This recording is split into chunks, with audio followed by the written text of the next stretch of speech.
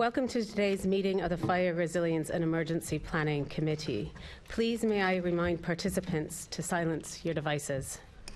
Members of the public may like to follow at London Assembly on Twitter and use the hashtag AssemblyFire for this meeting. On the agenda today is a discussion of the independent culture review of the London Fire Brigade. Before I begin, I'd like to express condolences to the family of Barry Martin, who's a Scottish firefighter who tragically died following a fire in Scotland. We have a few small items of business before we begin our question and answer session. Can I ask our clerk, Diane Richards, to confirm any apologies for today's meeting? Thank you, Chair. No apologies for absence have been received today. Thank you. And can I note the list of offices held by Assembly members?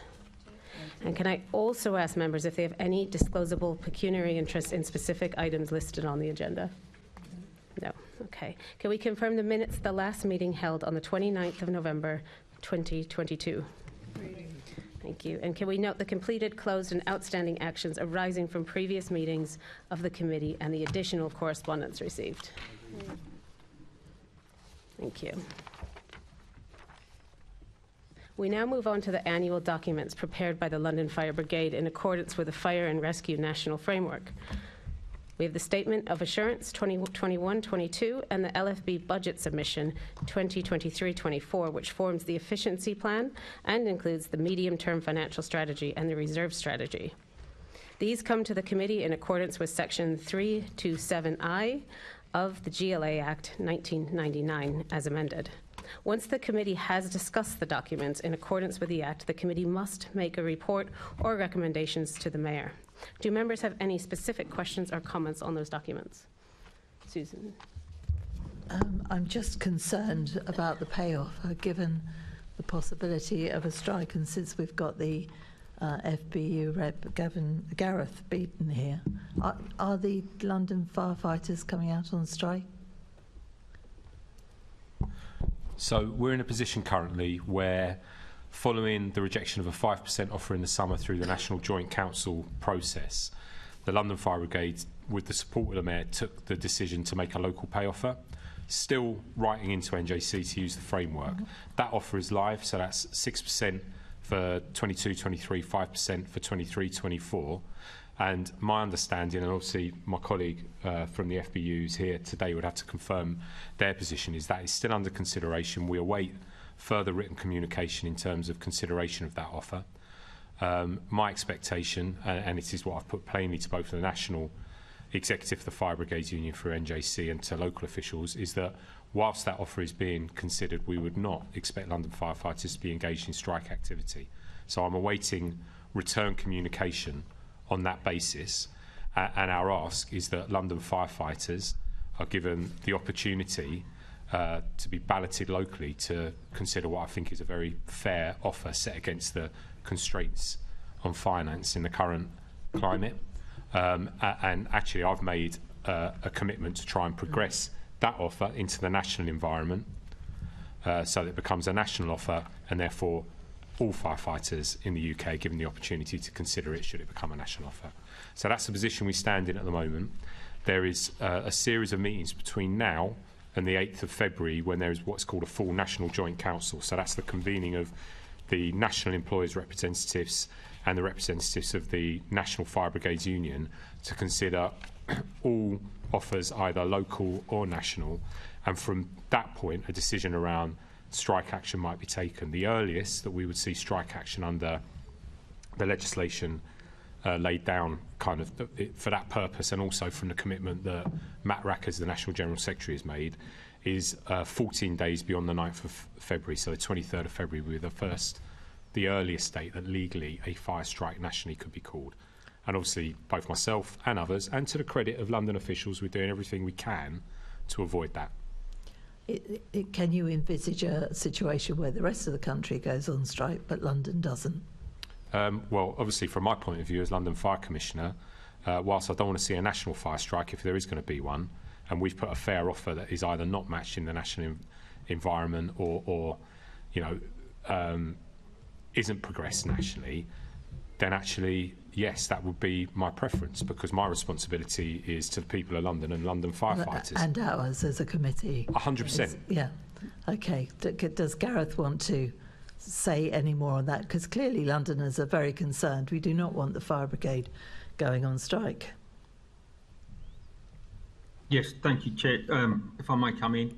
So yes, as Commissioner's outlined, I mean, the FBU position is that we require and request a national pay offer that's better than the pay offer that was rejected of 5% last year. We want to resolve that without having to take any industrial action. That is the position of the FBU totally. And we await an improved offer to come from the NJC and National Joint Council, which will be on the 8th of For the rest of the country, not London. Well, it's a national pay offer, and we are awaiting an improved offer. Okay, I hear what you say. Thank you very much. Thank you, Assemblymember Hall. Can I ask the committee to note the London Fire Commissioner's Draft Reserve Strategy and Medium-Term Financial Strategy 2023-24? And can we agree to the following report to the Mayor on the Draft Reserve Strategy and Medium-Term Financial Strategy 2023-24 in accordance with Section 3271 of the GLA Act 1999 as amended? The committee acknowledges that the document contains all of the relevant information and welcomes the fact that the LFB are stabilizing their level of reserves over the next 2 years before seeking to build them up again in 2025-26. Great. And can we note the London Fire Commissioner's draft statement of assurance for 2021-22 and agree to make the following report to the Mayor on the draft statement of assurance 2021-22 in accordance with Section 3271 of the GLA Act 1999 as amended?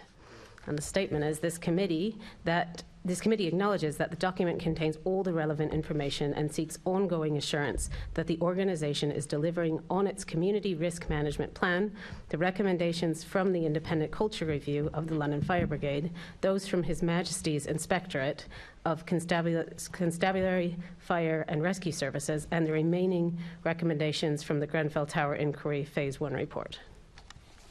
Thank you. We now move on to our main item, the independent culture review of the London Fire Brigade. Really welcome to our guests. We have Nazir Afzal OBE, who led the culture review, Baroness Twycross, Deputy Mayor for Fire Resilience and Emergency Planning, Andy Rowe, London Fire Commissioner, and Tim Powell, Director for People, London Fire Brigade, and Gareth Beeton, who is joining us remotely, who's the Regional Chair of the London Fire Brigade Union. I will lead off with the questions, and then it will be followed by questions from the rest of the Assembly members. Nazir, can you tell us about your experience of undertaking the review of LFB's culture and what you hope will result from it? Good afternoon, Chair. Members, thank you very much indeed for the opportunity to be with you this afternoon. And in these circumstances, I was asked by the Commissioner and the Deputy Mayor to conduct this review in November of 2021 as an independent review. It was a selection exercise, and I was appointed as part of the selection exercise. I was given, in effect, 12 months to deliver that report. In order to do so, I had to engage with, not just with fire service staff, more than 2,000 of whom shared their experiences with us, but also with stakeholders. I see that Linda Francois is here, and as you will know, the suicide of Jaden Francois Esprit was one of the catalysts for the report being initiated, and then there were other matters, obviously, that the Commissioner and others were aware of, which led to the report being, in effect, sought. It was really quite painful, I'll be honest with you, hearing the experiences of people within the fire service, most of whom had never had the opportunity to talk about what they had endured or what they continued to endure. And it was quite a cathartic experience for some. You will know from my history, I've dealt with hundreds of homicides and very serious crimes during my career, and you would think that I'm relatively resilient. But I remember one day in March where I had 9 different women speak to me about their experiences one after another. At the end of the day, having run out of tissues, given the amount of emotion that was in the room, I then sought counselling. Because of what I'd been experiencing, what I'd been hearing, and that, I think, given, you know, I'm on an Al-Qaeda hit list and I've had the far-right thugs attacking my house, would give you some sense as to how impactful those stories were on me. And this is something that I heard over and over again. People were sharing real-life experiences, really current experiences, which were more than microaggressions, which is how it's often portrayed. They didn't feel safe in large parts of the fire service. It needs to be said, and I said it regularly in the report, that this is not a blanket. There are large parts of London Fire Brigade which are very open, very inclusive, very successful. I've pointed out, for example, the Soho fire station, which I believe is the busiest fire station in Europe, is one of the best environments to work in anywhere that I've seen, and that means how, you know, what you can do when people are properly engaged with and feel safe. But there were other parts of London Fire Brigade where people didn't feel safe. The word toxic is often bandied about without really any sense of meaning, but it's about lived experience. It's what people feel when they go to work. And many people told us how unsafe they were in the environment that they were working in. They didn't feel that they were able to progress. They didn't feel that they were able to be properly supported. They felt that if they had a complaint or a grievance, that it wouldn't be listened to. It's historic, but when it comes to HR processes, we're going to hear from Tim later, but going back a year or more, people felt that HR was not a referee that would deal with complaints dispassionately and follow process.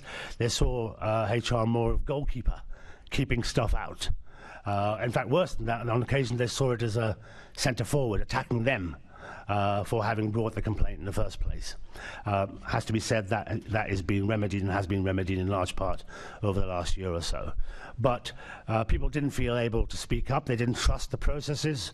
They didn't think that HMIC, for example, had addressed any concerns that they may have raised. They didn't think that internally their line management had listened or would listen. They felt there'd be repercussions. In fact, there had been, in their view, repercussions when they had brought any behaviour to the attention of senior management or management more generally. And this led me to the conclusion that the organisation was institutionally racist, because people of colour within the service told me that they were more like, and this is true of course in many institutions, they were more likely to be disciplined, they were less likely to progress, they were more likely to suffer abuse, they were less likely to be listened, and reading the exit interviews of many of those who did leave, they gave their experiences in the fire stations or in the business as being the reason why they left. So that's the nature of the institutional racism. What was completely new to me, Chair, and I don't think there's been any institution that's said this until this report, was that I came to the conclusion that London Fire Brigade at that time was institutionally misogynist. And why I say that is that there are something like 450 female staff in London Fire Brigade, more than 150 or thereabouts engaged with us, and with hardly any exceptions. And I'm still thinking about if I can find an exception. Women told us that they had been suffering sexual abuse, sexual harassment, what was described by people to them as banter, which wasn't, that they felt scared, that they felt that they weren't being treated equally. Some of them were told, and I hate to use the language, but I'll use the language, FIFO, fit in or fuck off. And that experience was across the board with women in the organisation, at whichever rank and whichever position they were in. This is their experiences. They felt not wanted. They were told that the fire service wasn't for them. They were told that the equipment wasn't made for them. If you recall, 3 or 4 years ago, firefighter as an acronym was a name when the campaign was brought in to get rid of the fireman and bring in the firefighter. That met an enormous amount of opposition. And even though it's now in place, i.e. we now know them as firefighters, a large chunk of male firefighters do not accept that and do not see the fire service as a place where women should be working or feel safe. And some of I don't want to go through all the examples in the report, but there were women who told us that they were told in no uncertain terms, watch your back. You will not be safe. If you you work as a team, if you go into a particular environment, you will not be safe because of if you decide to make a complaint. And why is this? I need to say this because it's post the report. Since the report, I have still been receiving evidence. Not that I wanted to. I've still been receiving evidence, and I will give you 2 examples. One of which is relevant because you've just mentioned Grenfell. In the immediate aftermath of Grenfell, whilst the fire had just been raging, a male firefighter had a selfie taken of himself outside the building, which he then used as his Tinder profile. He was quickly told to get rid of it. He was subsequently given, I understand, words of warning. The question you have to ask yourself is, how did he feel entitled to do that? Why did he feel entitled to do that when 72 lives have been lost in the building, including 18 children, and he felt that what was more important is how he would look to other women on his social media side?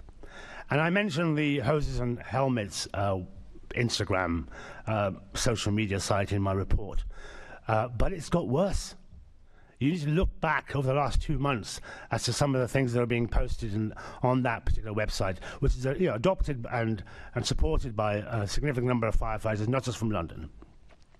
And again, the sexist, misogynistic, hateful behaviour that you will see on that blatantly is out there. Now, I can't talk to you today without talking about what's happening nationwide. And I don't know if you want me to do with that now, because it is, given last night's disclosures by ITN in relation to Dorset, Wiltshire, and previously by the rest of South Wales, I think it's important to put this into context. So we have a number of questions which will hit on this as well. Thank you so much for that introduction and that overview. I think all of us on this committee, even having read the report, as we continue to hear more, the shock is still with us, and we all it's entirely unacceptable. You talked about institutional misogyny, racism, homophobia. How do you think the LFB compares with other fire and rescue services? It's the same everywhere, and if you want me to, I can detail it. But what I've picked up over the last 2 months is I'm a little man in a room in Manchester. Yeah, I am absolutely being inundated by employees from fire services, uniformed services, other agencies telling me about how bad things are where they are. And so, Dorset and Wiltshire did not happen in a vacuum. People came to me about Dorset and Wiltshire. South Wales did not happen in a vacuum. People from South Wales came to me. And I can speak to another six fire services around the country which are currently being investigated by the media. Now, why is that? There's the question I have to ask you. Why does it take the media to do this? The good news, and there has to be good news, Chair, is that I think this is the fire services or the uniformed services Me Too moment. What I'm now finding is that hundreds of firefighters who previously weren't able or didn't feel able to talk about their experiences are now sharing. Unfortunately, they're sharing with little old me, but they are sharing nonetheless. And what they need to do is there needs to be a mechanism by which others can hear and respond to what is being said. London Fire Brigade needs to be commended. I said this in the report, and I'll say it again. They were bold and brave. I think Jim Hacker said courageous. They were courageous in inviting an independent review of their culture. And in doing so, they expected some of the outcomes that I was able to deliver. But these are not my outcomes. These are the voices of their staff, just simply put in one place and shared as I possibly can. I believe, whilst the picture is the same nationwide, that there is no safe place for a firefighter of colour or a woman firefighter anywhere in this country, and I can say that point blank. I believe the London Fire Brigade has all the tools at its disposal now to address the issues that we've identified, and that it's committed to doing so. Unusually, I've seen lots of these reviews in the past, and usually I made a point of saying, he's the solution. Very often what happens, don't they, is they call for the resignation of the head of an organisation. I wanted to make it very, very clear that the Commissioner and his team, and Deputy Mayor and others, they're the people who are responding to what needs to happen. And they have. They've accepted every single one of my findings, every single one of my recommendations. And on the Monday after the report was leaked, not published, they already had independent investigators in place. So they've literally responded with the speed that it requires.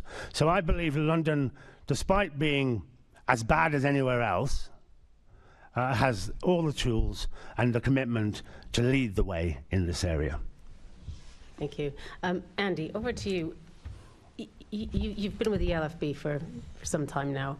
How do you feel the culture's changed in your time there? I think it has changed, but I mean, I've had quite an extreme working life in some ways. I've spent my whole working life in a uniformed institution, and I've had some extraordinary experiences in that time, from responding to the Omar bomb to being blown up myself to going down into the tunnels, and Gareth, God bless him, was there in the first wave, actually, on the second wave of 7/7, running the Croydon tram crash, Grenfell, all through my career as a soldier and as a firefighter. I've seen the most extraordinary courage, resilience, public service, dedication to duty. But then I've been immediately faced on returning to the workplace, having seen the very best of humanity, the very best, actually, in that service ethos, that absolute selflessness, prepared to lose your own life for your colleagues or for the public. I've then returned into the workplace and seen what is frankly always a male locker room culture that sat behind it, sometimes because of the places we came from. I grew up in South London. I came up through the boxing clubs, through the army. I don't think I ever knew any different when I joined. It's definitely less extreme in my experience than when I did, but don't forget I came off a station a long time ago, so I have to be careful when I say that. But my perception is that the difference from when, say, Gareth and I joined to where we are now is different, but it hasn't moved enough. It hasn't moved enough. It hasn't recognised that not only the world has changed, but our understanding of what is fair, of what is equal, and how we genuinely embody the kind of service values that our history demonstrates has changed. In the same way as we no longer send children up chimneys to clean them, you cannot exist in a workspace where we see the behaviours so polarised, incredible heroism on the one hand, and then what I frankly think is a complete lack of professionalism, decency and dignity on the other. So my experience of it is that human beings are complex. The very same person who might lay their life down for their colleague, and I've seen colleagues get to that point, may also be the person that comes back onto a fire station or into a barracks and is casually racist or misogynist.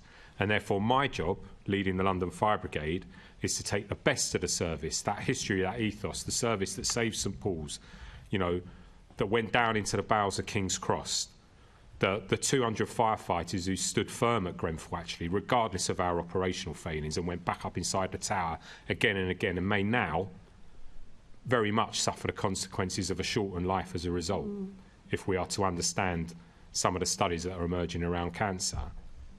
So I have to take that, which I know to be good and to be true as well, and I have to make that the fundamental starting point for how we operate in our workplace, so that heroism no longer stands as an excuse for poor behaviour, but as a testament to what the best we can be, the Soho.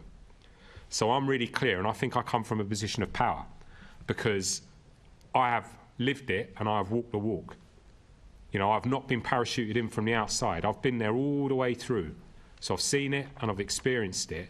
And I think when I come at it, and when John Smith or someone like Dom Ellis comes at it, my colleagues are speaking to people who they cannot deny have lived the same life as them. And therefore, if we are saying it, it comes with a power. And I seek to deny nothing in this report. It was humiliating to me to see what I suspected exposed with such terrible kind of extremity and such powerful evidence. But what it gives me is an absolute platform for change. And it must be. And this is a high-risk endeavour. I did not have to call Nazir in. There was no political pressure to. There wasn't a continuous leaking of stories, but I felt I had no choice because I could see all the things that I love about the Fire Brigade were being undermined by levels of behaviour I could simply not tolerate. And I think when you're not Commissioner, you perhaps have an excuse because someone else is leading the organisation and you have to operate within the power frameworks and the decision-making that's there. You can seek to influence. Let's be honest, once you're Commissioner, you haven't got that excuse. I think you're morally, and organisationally duty-bound to do something about it. Yeah. And I feel the same about this as I do about Grenfell. Grenfell showed the very best and the very worst of the London Fire Brigade. And we had to change. We have demonstrated we can do it in response to that horrendous tragedy. We can certainly do it in this case, and it is not lost on me that the family of Jaden is sitting here. What I can say to you, Linda, and you know I will put it in writing, we will get it right, is I can only apologise to you and your family. The London Fire Brigade let you, your son, down in almost every aspect, in terms of our systems, in terms of how he experienced his work day to day. And if you want to point to the single most significant catalyst that led to this review, it was the death of your son, I'm afraid, because I felt it had happened on my watch and that he had been let down by me and he had been let down, therefore, by everyone else that sat beneath me in the line management chain, and the systems that should have meant his vulnerabilities were recognised and supported from the day he joined, and that he was, given the chance to succeed as a bright, motivated, decent young man. And seeing you here, I can only apologise to you now for the public record and hope that this report and the action we will take subsequent stand as some sort of recompense for the terrible loss you have endured. Thank you, Andy, and welcome to the committee. I didn't realise you were here, and I'm very pleased to see you are here. Thank you very much for being with us. Gareth, before I hand over to Assemblymember Hall, do you have anything to add to Andy's experience? Will be different to your experiences with the LFB, but how has the culture changed in your time? Thank you, Chair. So I actually have worked for a different fire and rescue service in Suffolk prior to being in the London Fire Brigade. And it is true, the comments that have been made, that it is not only London, it is a countrywide issue. It is grave concern to us, the FBU, of what's going on, what's coming out. We've experienced reviews into Essex Fire and Rescue Service some years ago and the awful things that came out of that. But what I will say, the front of the rulebook, the FBU rulebook, is clear on page 7 on what is expected of an FBU member. And I know that some of the people that may be involved in some of these things are FBU members, and we cannot condone any of these actions. And it's clear, it says we are to support and promote working class unity through trade union and labour movement, and therefore to oppose all forms of discrimination, whether on the grounds of race, creed, sex, sexual orientation or otherwise. But I have seen improvements in London, in the London Fire Brigade, from the stations that I've experienced out in the east and to central London station when I was there at Clerkenwell. We will and do support the cultural review. We were involved in the outset when the Commissioner came to us around it, and we were pleased that it's covered the whole of the London Fire Brigade, not only watch-based or station-based staff, but the whole organisation, and we're pleased that that took place. And we've got a national officer, Ricardo Latorre, who's been appointed to us to deal with any outcomes. that are coming out of the cultural review, and we have meetings regularly with him, with our sectional colleagues of the Fire Brigades Union, both locally and nationally, but as it happens, both Karen Bell and Maria Buck are London firefighters as well, and I'm pleased to say that they're involved with ongoing discussions within the LFB. Thank you for that, Gareth. I'm going to turn over to Assemblymember Hall. Thank you. If I could stay with you, Gareth, please, for a while. If Nazir Afzal, listening to those women's plights as firefighters, required to have counselling after having listened to that, how many of these actual reports were made to you as the union? How much of this did you know about before it came out?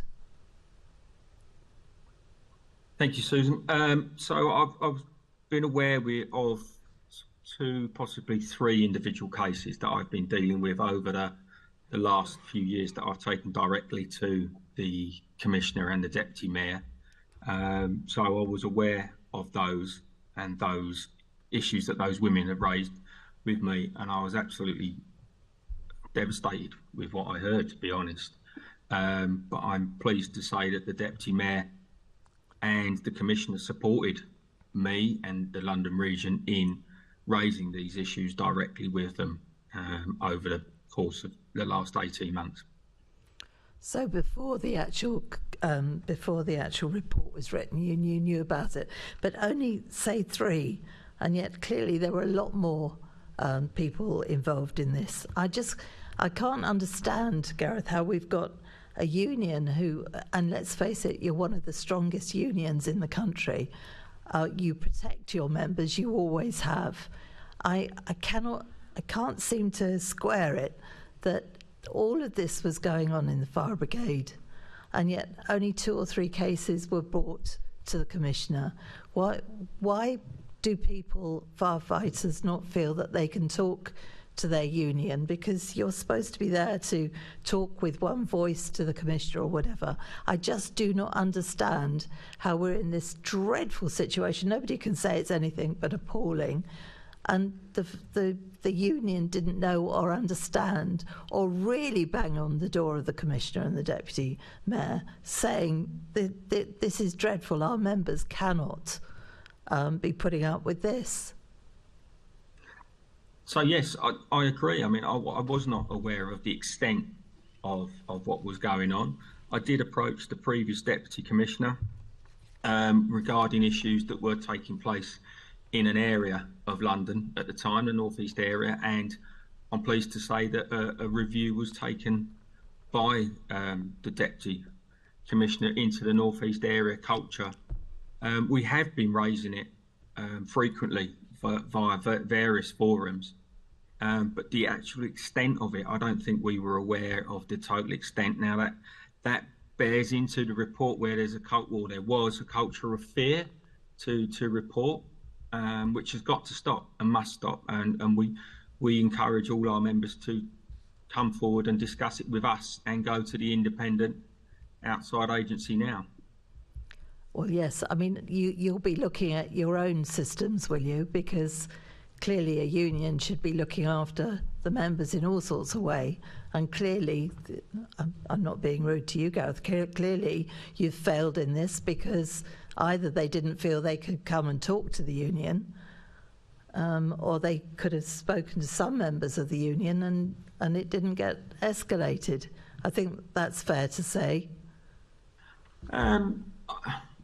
I don't know whether that is fair to say. I think it is disappointing that members didn't come forward to us. We would take everything on board when members come to us, and we've been raising for some time and many years the amount of members from different sectional groups that seem to be more likely to be disciplined. For example, that's been raised at committee level, the Joint Committee of Firefighters, regularly on a monthly basis, the number of firefighters that are black or from other ethnic minorities that are being disciplined right from training school environment to on station. So why is that? We haven't by any means stood back and ignored any of this at all. We are absolutely clear that we don't stand for any of this misogyny and comments that have been made in the workplace. Okay, so I'm assuming you're double checking to make sure that none of your union reps are any of those that have been accused of bullying themselves. The other thing I just don't understand, whether the Commissioner can help me with this or not, I don't know. If there is widespread misogyny, and I don't doubt that there is, I'm just saying, why on earth would so many firefighters suggest that their daughters join? And they do. I know of firefighters who've had their daughters join. I wouldn't let my daughter near anywhere where I thought there was this sort of behaviour. I don't understand. Is it because it's particularly in pockets and that's what's happened? And an awful lot of the of stations, etc., are absolutely fine. Well, I think this is the complexity of culture, isn't it? So I think it speaks to what Nazir said at the start, which is that there are lots of places in the London Fire Brigade actually where you will be welcomed as a woman and you'll be treated utterly decently, and you may never experience kind of any form of over misogyny. And I've got no doubt that colleagues who have suggested that their daughters join have probably had the privilege of serving in some of those places, or perhaps aren't aware themselves and haven't thought about what it might be like to work in such an overwhelmingly male environment. Okay. Because I know those places exist. Okay. What I would say, though, consistently across the piece, is that if you look at it in the whole, we are a misogynistic workplace for a variety of reasons, and I stand by the fact that we accept that kind of the recommendations attached to it, but a finding in full. I think we'll find that misogyny is in many places, but I'm mindful of the time, and we've got so much to get through. Assembly Member Hall will go on to section 2, which is creating a workplace where everyone is afforded dignity. Yeah, okay, and I'll speed up as Chair. And Nazir, if I can ask you, are you pleased with the immediate actions LFC have taken? You are, yes. Yes, I am. Member Hall, can I answer that last question about daughters? Yes. Only because it's something that I shared with the Commissioner himself. If you recall, the Commissioner wrote an article in a newspaper 2 years ago where he said he would struggle with his own daughter, who's mixed race, working in the fire service. A number of people came to me during the review and said, not only do they accept what the Commissioner had to say about his own daughter, but then they were worried about their own daughters. It's fine that he can prevent his daughter from working in the fire service, but my daughter's already working there. And so the experience of people within the fire service, those who we spoke to, was of the nature I've described. But as the Commissioner has indicated, there is a real postcode lottery with the fire service. Yeah, I think we understand that has to be the case. Commissioner, what's the timescale for implementing the 23 recommendations? Well, it varies depending on the recommendation. So the plan is comprehensive and stretches from the short to the medium to the long term.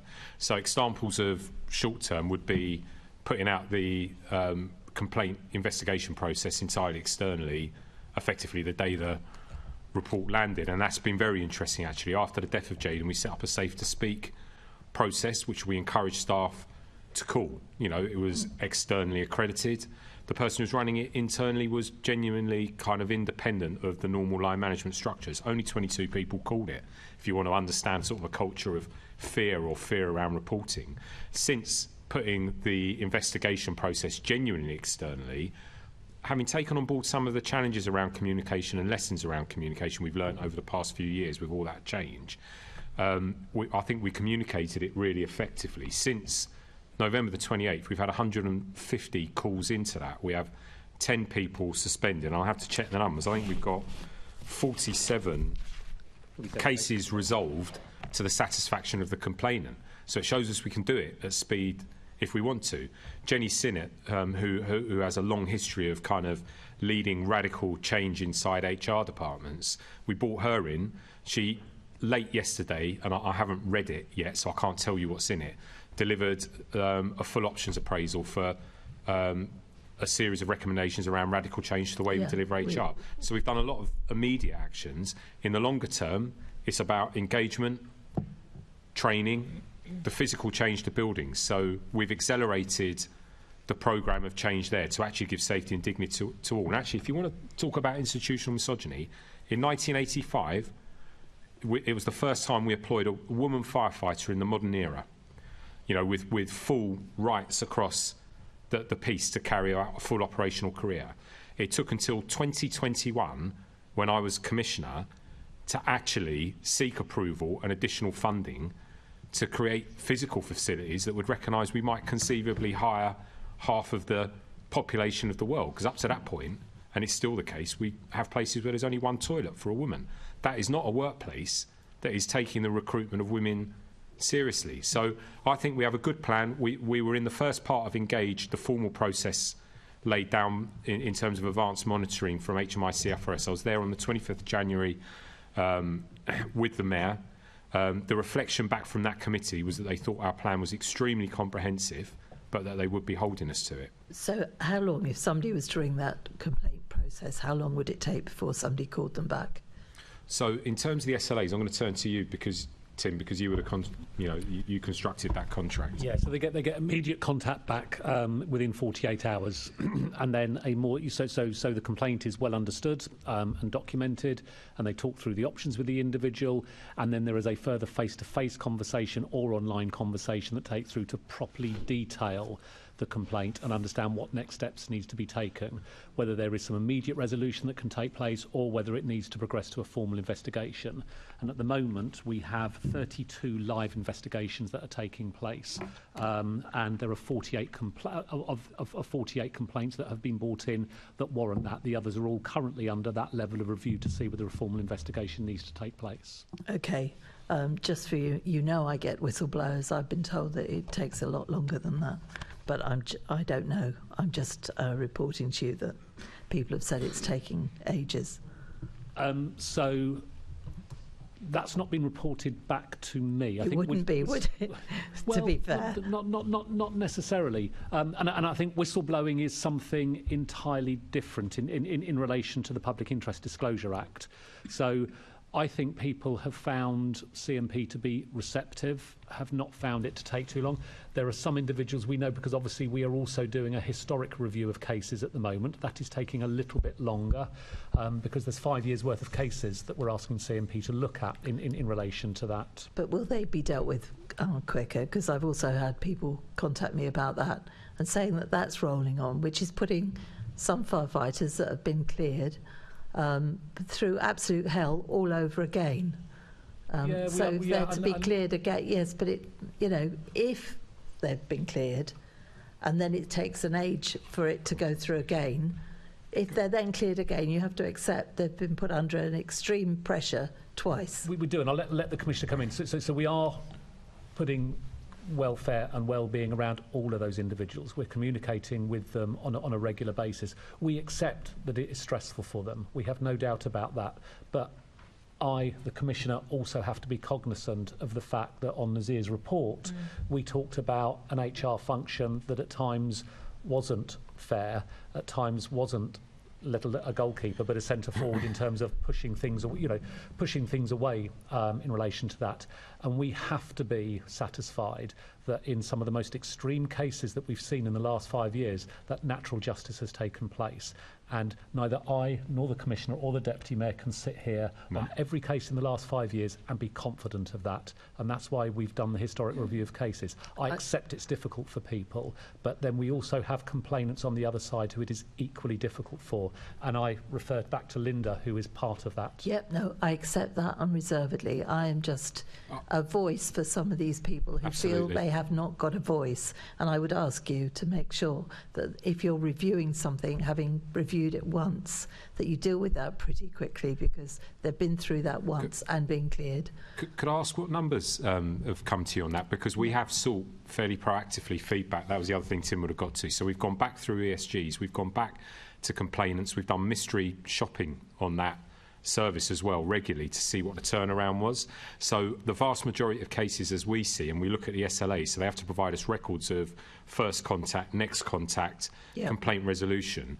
I don't doubt that the colleagues who have contacted you have fair complaint with that, because I think it's inevitable because of the scale of complaints we're getting. Yep. That at some point we're going to hit a bit of a logjam, and we might have to talk I've to had the three workforce. separate people on Okay. that, but That's fair challenge, Susan. beyond We'll go that, back I and won't comment. As you know, the report identifies that some leaders are reporting back that they lack teeth in dealing with poor firefighters.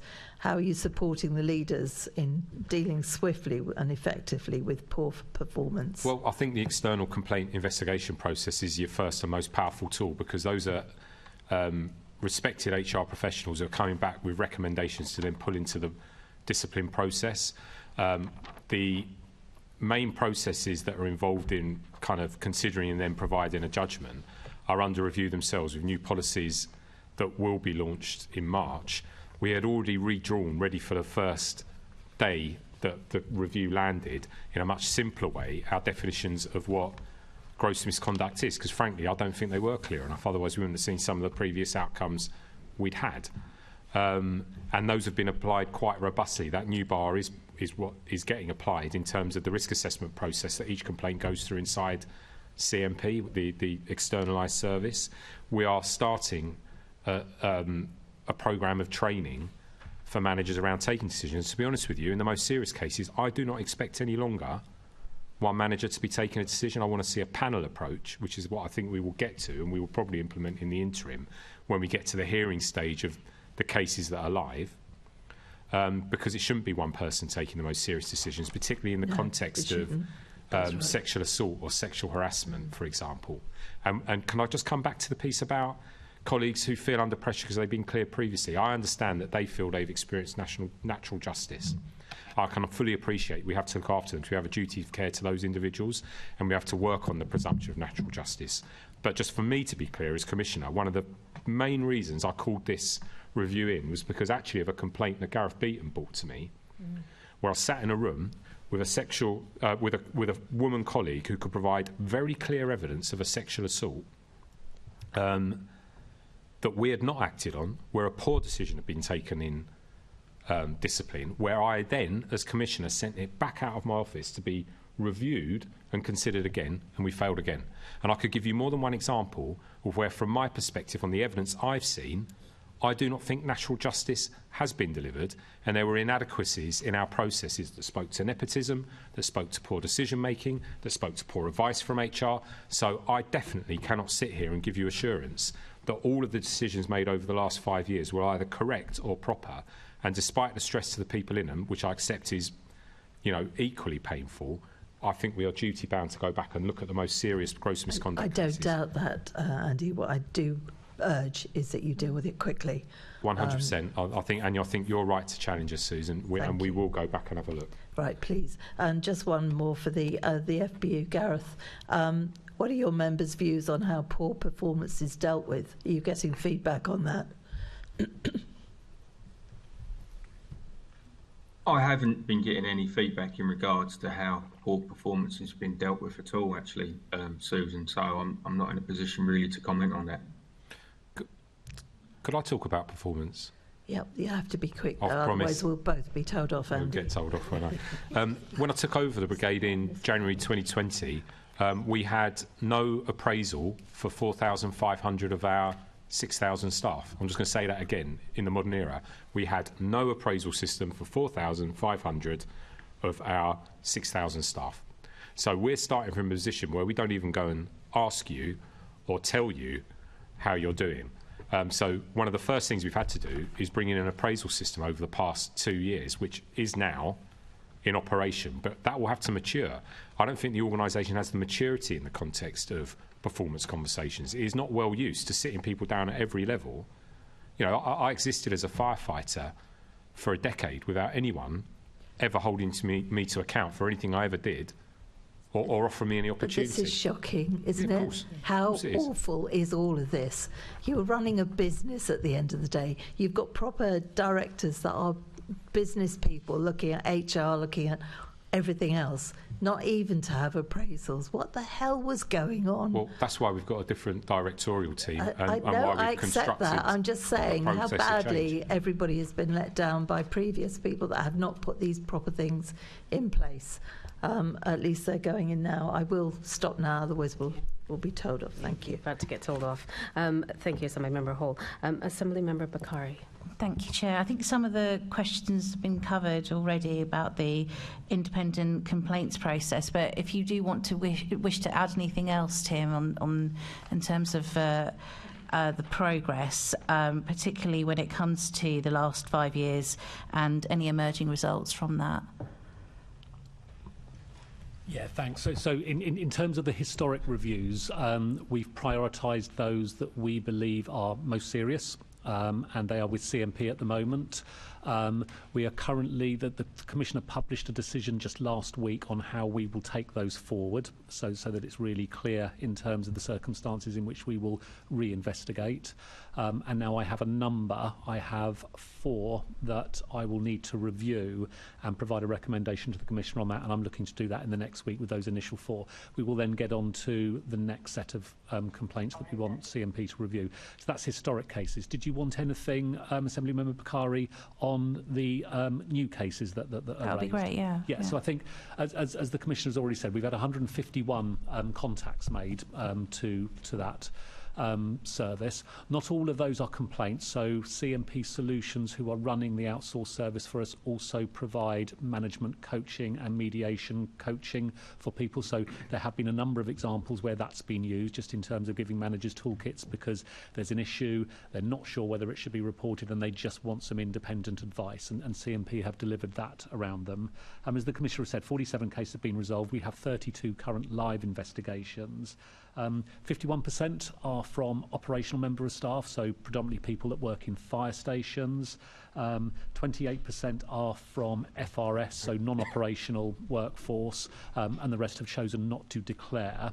Just in terms of the split, 32% of all complainants are women, so that's significantly more than the number of women that we employ, which I think, further goes back to, some of the areas and some of the issues that Nazir have talked about. Predominantly, most of the cases that are under investigation relate to bullying and harassment.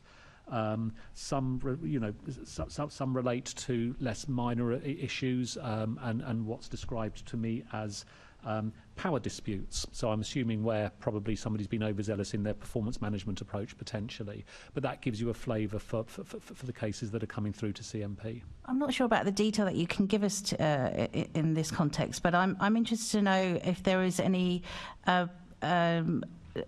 evidence or any potential of any complaints that might lead to more of a criminal investigation, and is there any possibility of us hearing anything else in terms of numbers of perhaps crimes that have been committed? There's nothing that CMP have had to put forward to the police, but there are some cases where we know that CMP are looking at it, and in parallel there is the potential for a police investigation alongside.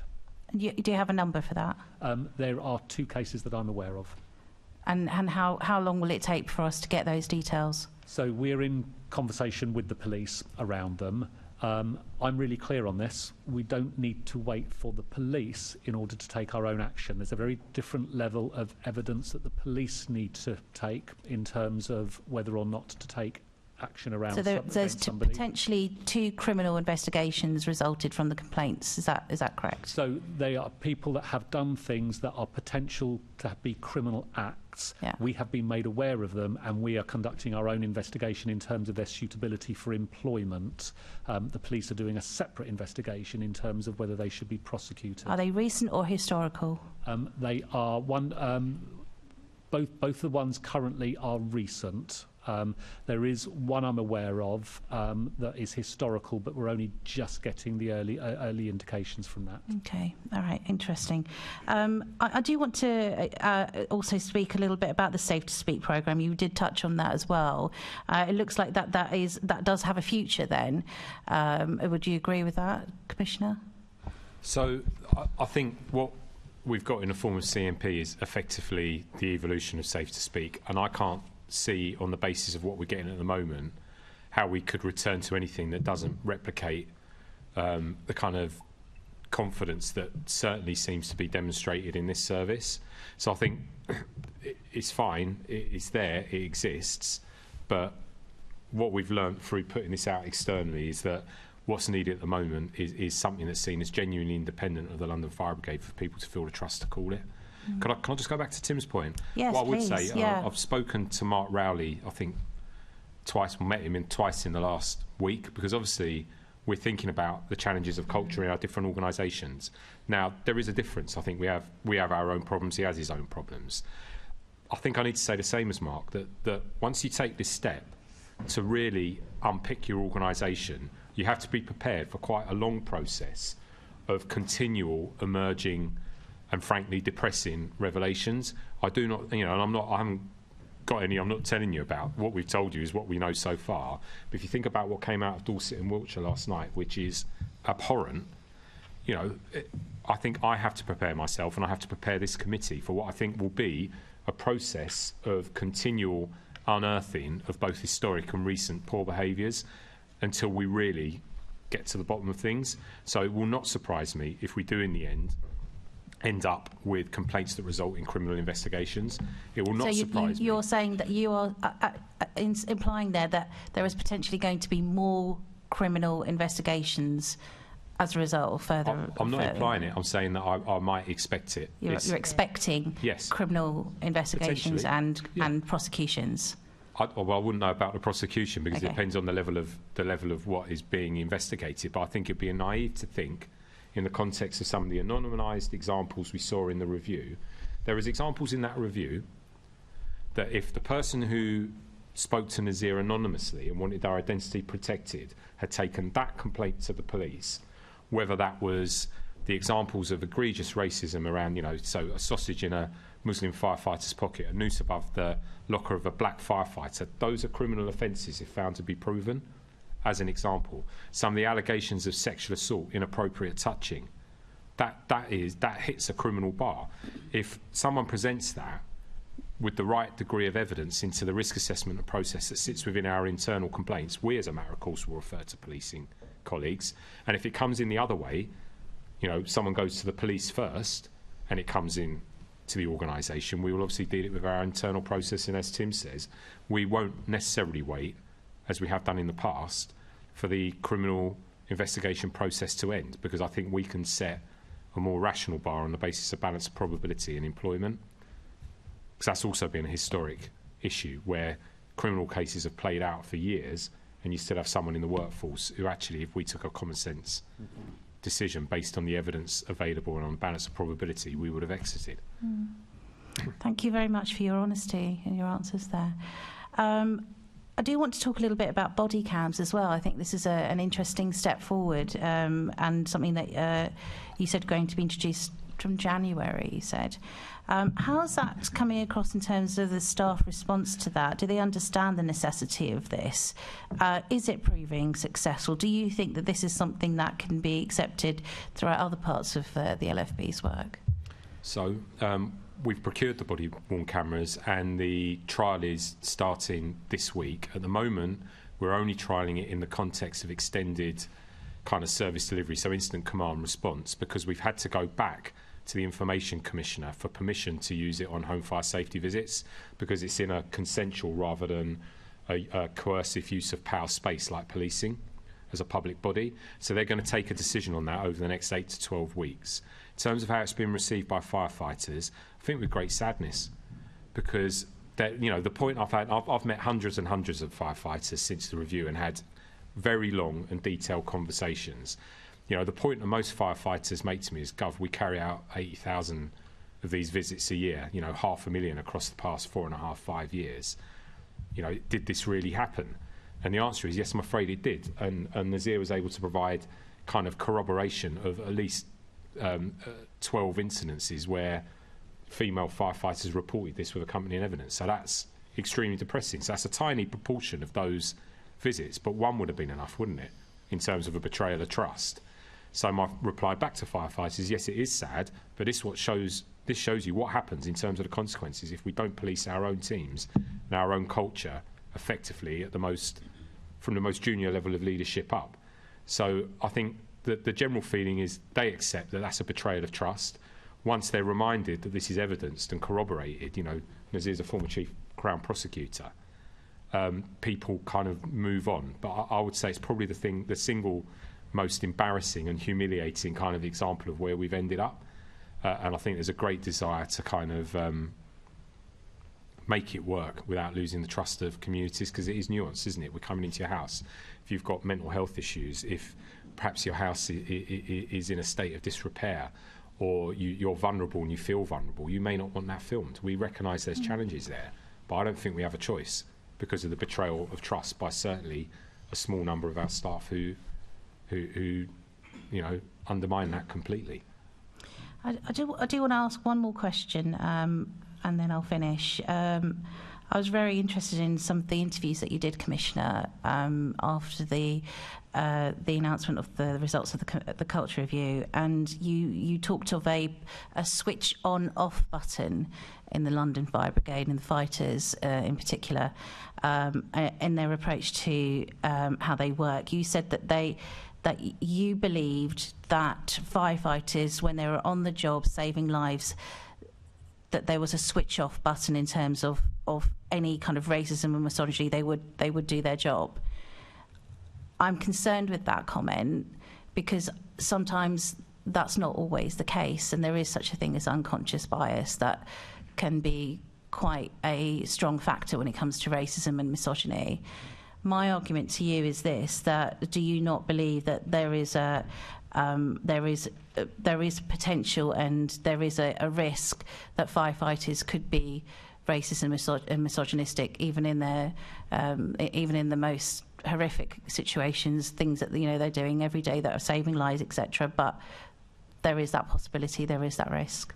I don't think I can talk about it in the context of conjecture, because I think this is so important that I can only tell you what I think on the basis of the evidence. And Nazir looked hard, because actually the first time I ever met the Grenfell Tower fire bereaved and survivors, one of the first things they said to me was similar, really, was would I speak to whether or not there was some sort of bias in the way that we'd conducted ourselves at that incident. And what I said to them then is what I'd say to you now, is that I walked away from that incident knowing that we had exposed firefighters to the most horrendous risk repeatedly because of failures in operational process and our understanding of the built environment. And that was clear from the night, from the fact I had to end stay put 30 seconds after turning up on the job.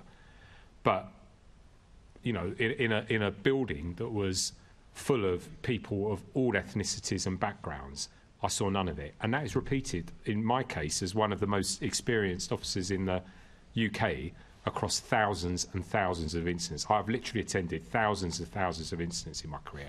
I've never seen it. And I've seen a lot of operational activity in some of the most desperate spaces. I've never seen it. Nazir couldn't find it.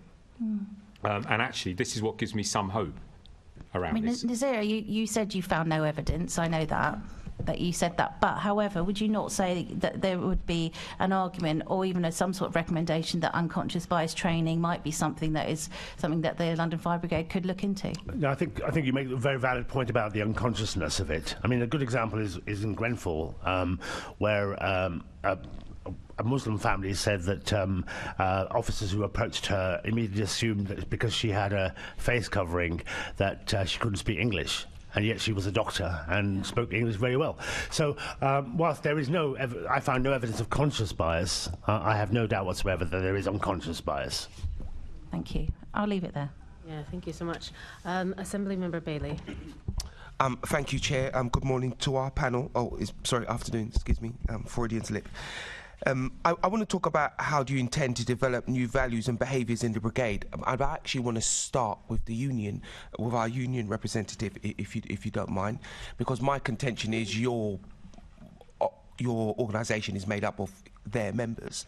And I was a little bit disappointed when you as a union said you were disappointed that members hadn't come to you with their complaints, but surely as a union you should be providing a very comfortable space for you to go to them and say, what is it like being a firefighter? Are you having any problems? Why did you wait for them to come to you? Thank you for the question. I think members are aware and do come to us a lot, and that's how and why I raised the direct issue with the Commissioner and the Deputy Mayor with 2, if not 3, individual cases of women firefighters, plus the issues around the culture of the North East area of London. That was brought to us directly. I'm not saying that we don't get to hear, I'm saying we don't get to hear enough. And I think it's an overall challenge for members to be able to report it, whether they want to come to us, which of course is a safe space, and it is a safe space to come to your union rep and to become a whistleblower of want of a better saying. But we need to improve that and make it more available for everyone to come to their union, of course. Because I spoke to actually 6 different firefighters, 4 of which I know personally, the other 2 I didn't, and most of them hadn't even considered they could go to their union. One had said to me he felt like sometimes the union would defend people, particular individuals. Do you think that's a fair comment from him? No, I don't, because we have our own internal union discipline code, and we have an all equal policy in regard to representation, dependent on what the disciplinary issue is with the member. We carry out our own investigation as whether or not that member who's been accused of whatever should be represented, and we do not offer a representation to everyone, just sort of carte blanche. There are certain parameters, you know, to being an FBU member, and the members need to be aware of that. So what active steps are you taking as a union to help with this change in culture? Because a large part of these activities must have been your members doing things inappropriate to other people who are your members. What are you actively doing to help the LFB, particularly because they're your members, with a change in culture? What you know, are you writing to them? Are you conducting any kind of training? What are you actively doing to generate new culture? So we're supporting the LFB in the cultural review. It's not an FBU review of culture, it is the London Fire Brigade's review of culture, but we do support the values of what it is, which is important, and we have put statements out. Gareth Cook, who's leading on it for us, who's unfortunately not available today, is heavily involved with the equality sections, our own sections as well, and the equality support groups, and we are actively writing bulletins and messages out to our members so they get support that they need. Okay, thank you. Can I put the same question to the Deputy Mayor and also the Commissioner? What is actively happening? If my daughter wanted to join the Fire Brigade, what would I be able to say to her you have done to change this culture that we all agree is pretty egregious? I think, I said this as part of the interviews. Can I just one point? I think you're right about the training, and that is involved, you know, that consideration of unconscious bias, how you relate to communities, you know, your understanding of yourself and the people you work with is embedded in now. So you're not wrong to ask that we look at that and incorporate it. So I want to provide that assurance, whilst I've certainly never seen any evidence, as Nazir puts it, of operational bigotry, and indeed black firefighters had provided some testimony into the review how they saw the difference between kind of their colleagues on the incident ground, and then when they, you know, and there's very little comfort in this, then return back into their fire stations. I think what I would say to anyone whose daughter is thinking of joining is that, you know, you're probably joining at the time where you've been the safest, because this is all out in the open. There is such heavy scrutiny on this, down through every single layer of line management.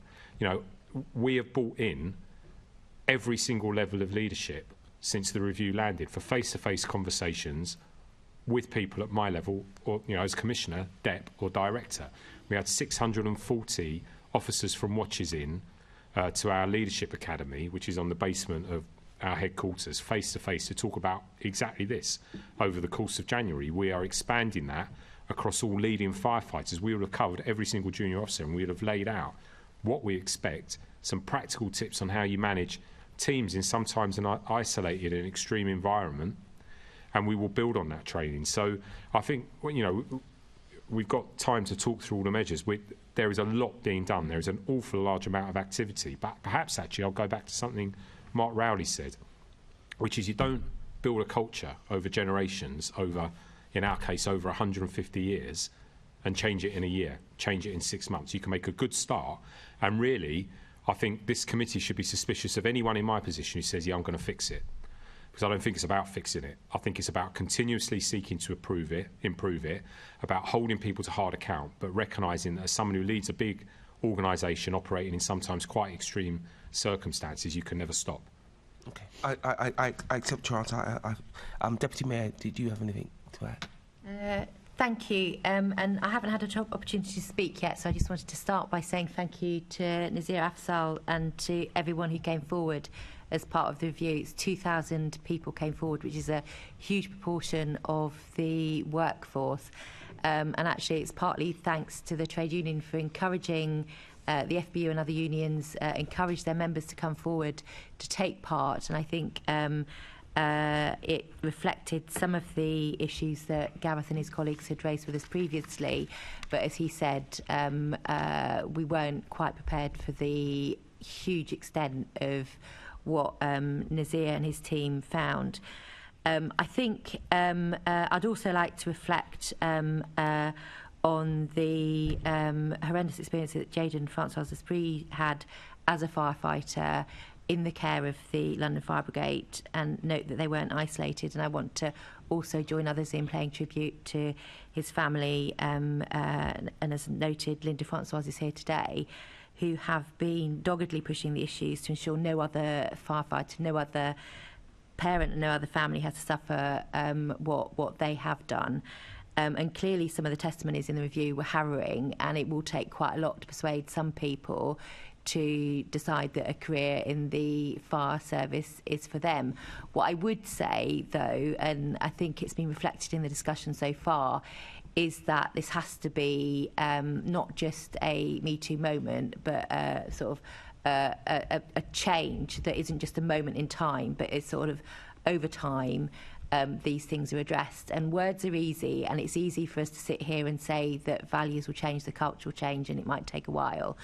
But actually the main way we can drive change is by making sure that all the processes that are there to enforce the cultural behaviours that we want, to enforce the rules that we have to protect people and to make sure that everybody can come to work with dignity, that the processes are both in place, they're understood and followed by everybody who should be expected to follow them. And there's a shared understanding across the workforce of what behaviours are acceptable, and quite clearly that hasn't been the case. It's not been the case in every single member of staff or every single watch or every single station, but there's clearly been some dreadful experiences for 2,000 people to come forward and tell was a terrible story.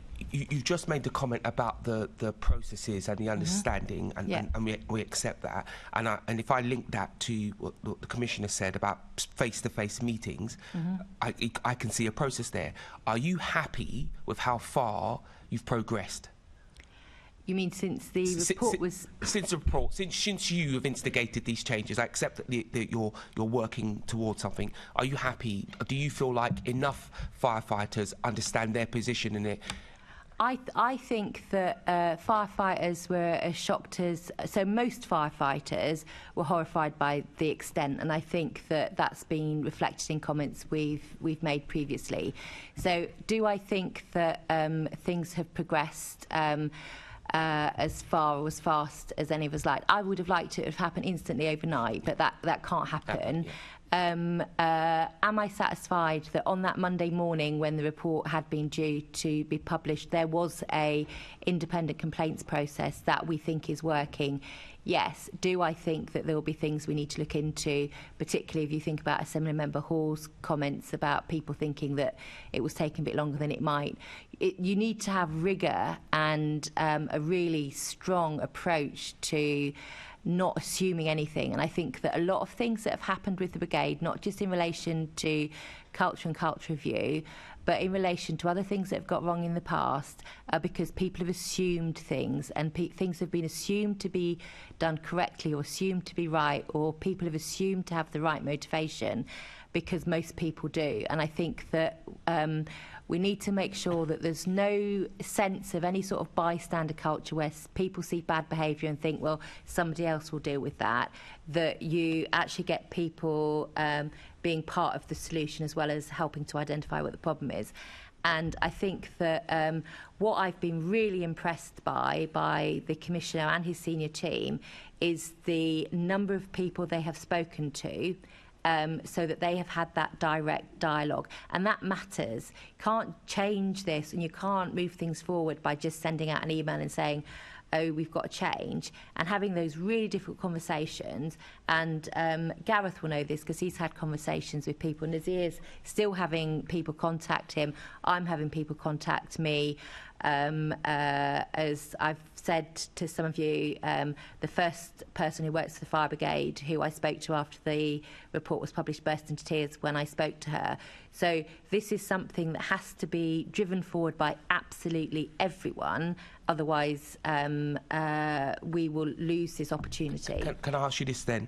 Have you met with the Mayor and discussed the outcomes of this? Oh, yes, absolutely, yes. So Nazir and I had a meeting before it was published with the Mayor. I'd met you the day before, I think, and then we had a meeting with the Mayor to discuss what was likely to come through in the report. And Andy, have you had 2 or 3 meetings and lots of conversations, sort of outside meetings that you could talk about? We've had a number of meetings with the Mayor, absolutely. He takes an acute interest in this, as you could imagine. And also he came to the FPOG meeting with Andy and myself last week. So is really seeing this as a key issue for him to support the brigade on. Thank you, Dr. Just to quickly go back to Gareth. How do you believe, Gareth, your members should be consulted on all of these changes? Are you happy with the level of consultation? Is there something else you think needs to be done that would help your members feel part of the process?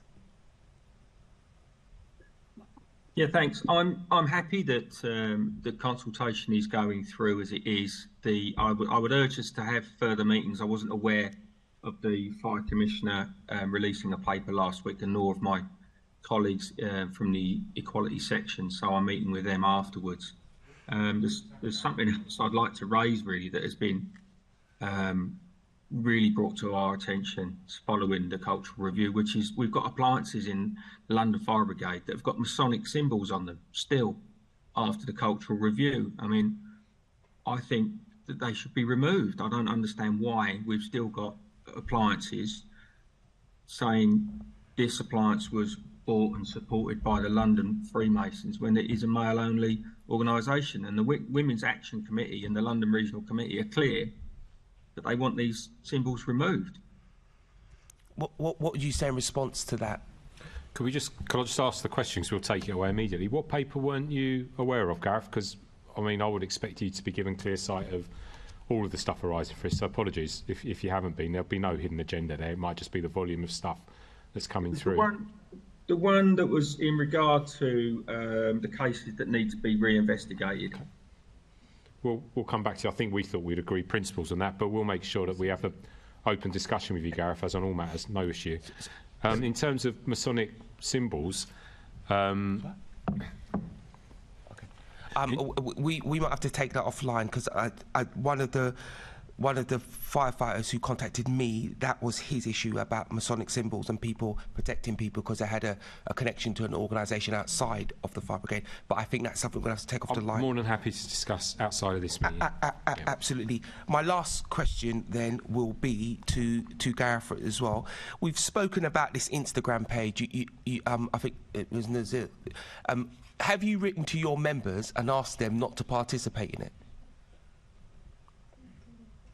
I haven't formally written to them. I've raised it at the London Regional Committee on numerous occasions that we don't support it. We don't recognise it at all. And I've spoken with the Deputy Commissioner only this week in regard to, I asked whether the Brigade had written to Instagram and asked for it to be taken down. I'm led to believe that they won't take it down, which I think is absolutely terrible. I really don't understand how Instagram can allow it to go on, and I think it has got worse in the last few months. But I do speak to the Regional Committee about it monthly, and we don't support it.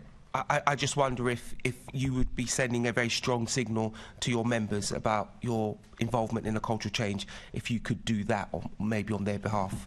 But I'll give you back to the chair. I'm just going to remind all members and our guests as well, this is such an important topic, and you're giving really good answers, but they're very long answers, and I'm aware that you have to leave at a certain point. So I just want to get through as much of this as we can. I think as we're already going to be writing to you on certain topics. So thank you for your contributions, but if we could just all be a bit quicker. Assembly Member Moema is going to lead off with better engagement with London communities. Thank you. My first question is to you, Nazir.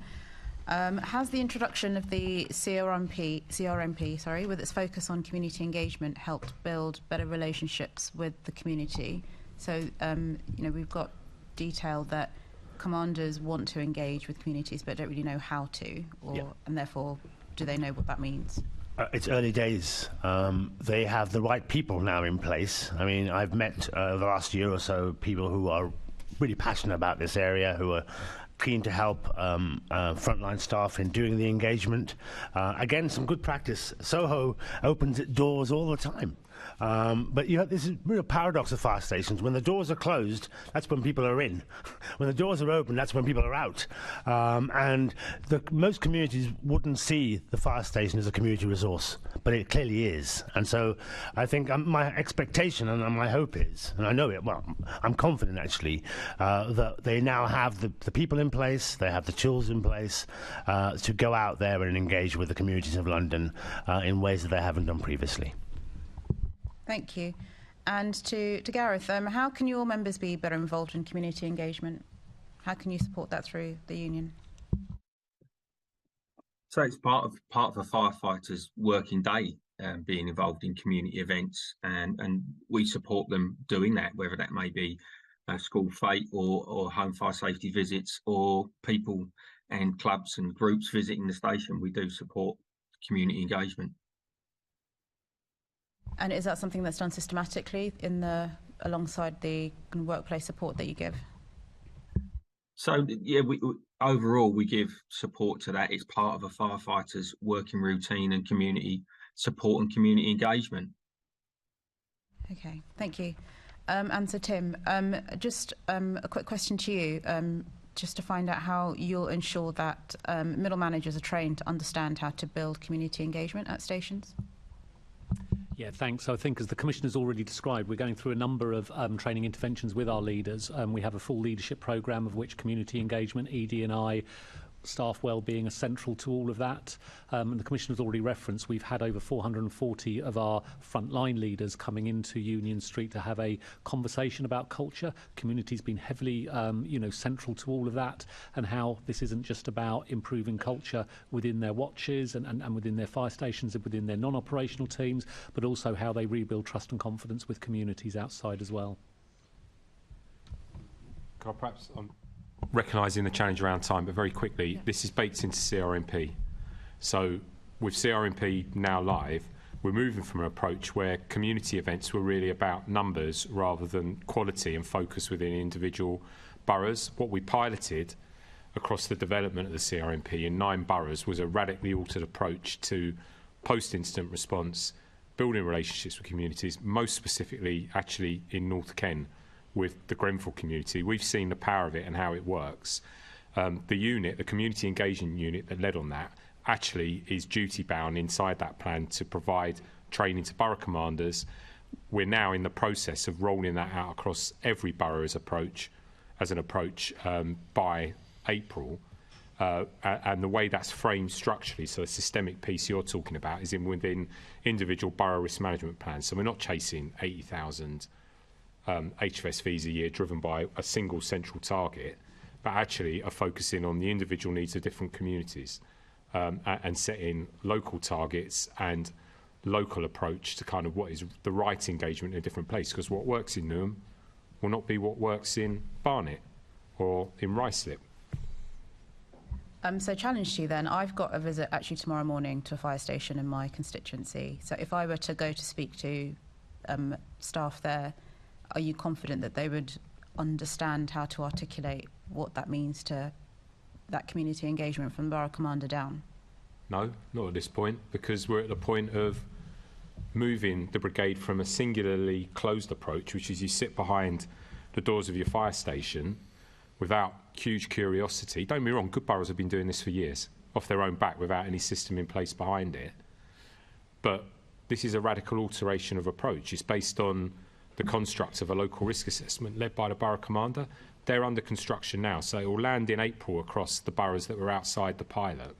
And excuse me, we'd have to write to you to, because I can't remember what the 9 were.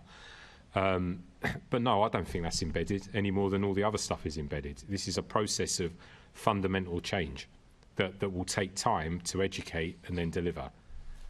And then final question from me for you, Andy, again. Do you think that the social impact, has the social impact tool been finalised, and how do you see it measuring the impact of community engagement by stations? I think there's a range of measures where we're judging whether or not what we're doing is effective inside communities that range from both that tool, which is pretty much in its final state, but also to pulse surveys out in communities, a more formalised method of feedback through the community forum.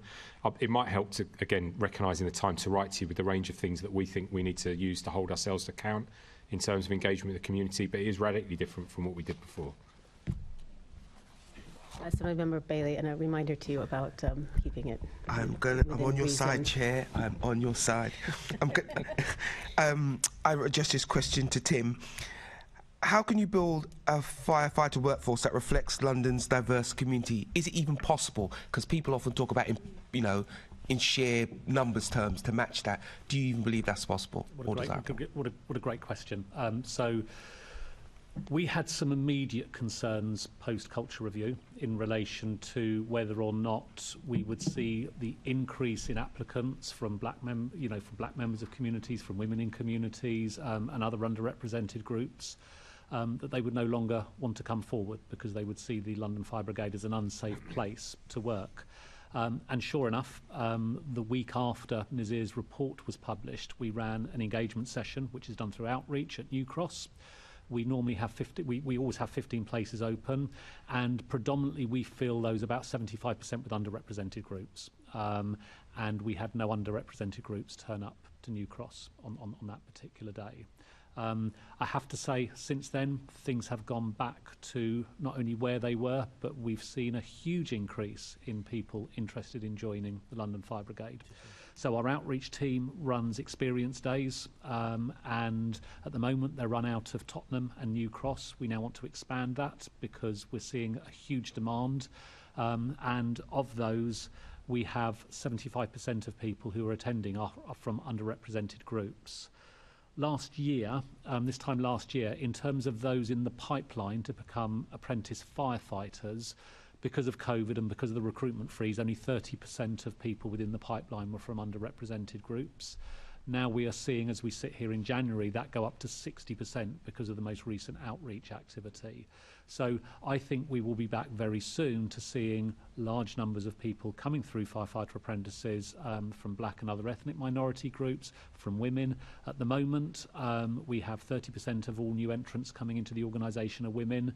Black members of staff has reduced slightly because of the lack of recruitment and because the pipeline for underrepresented groups hasn't been there.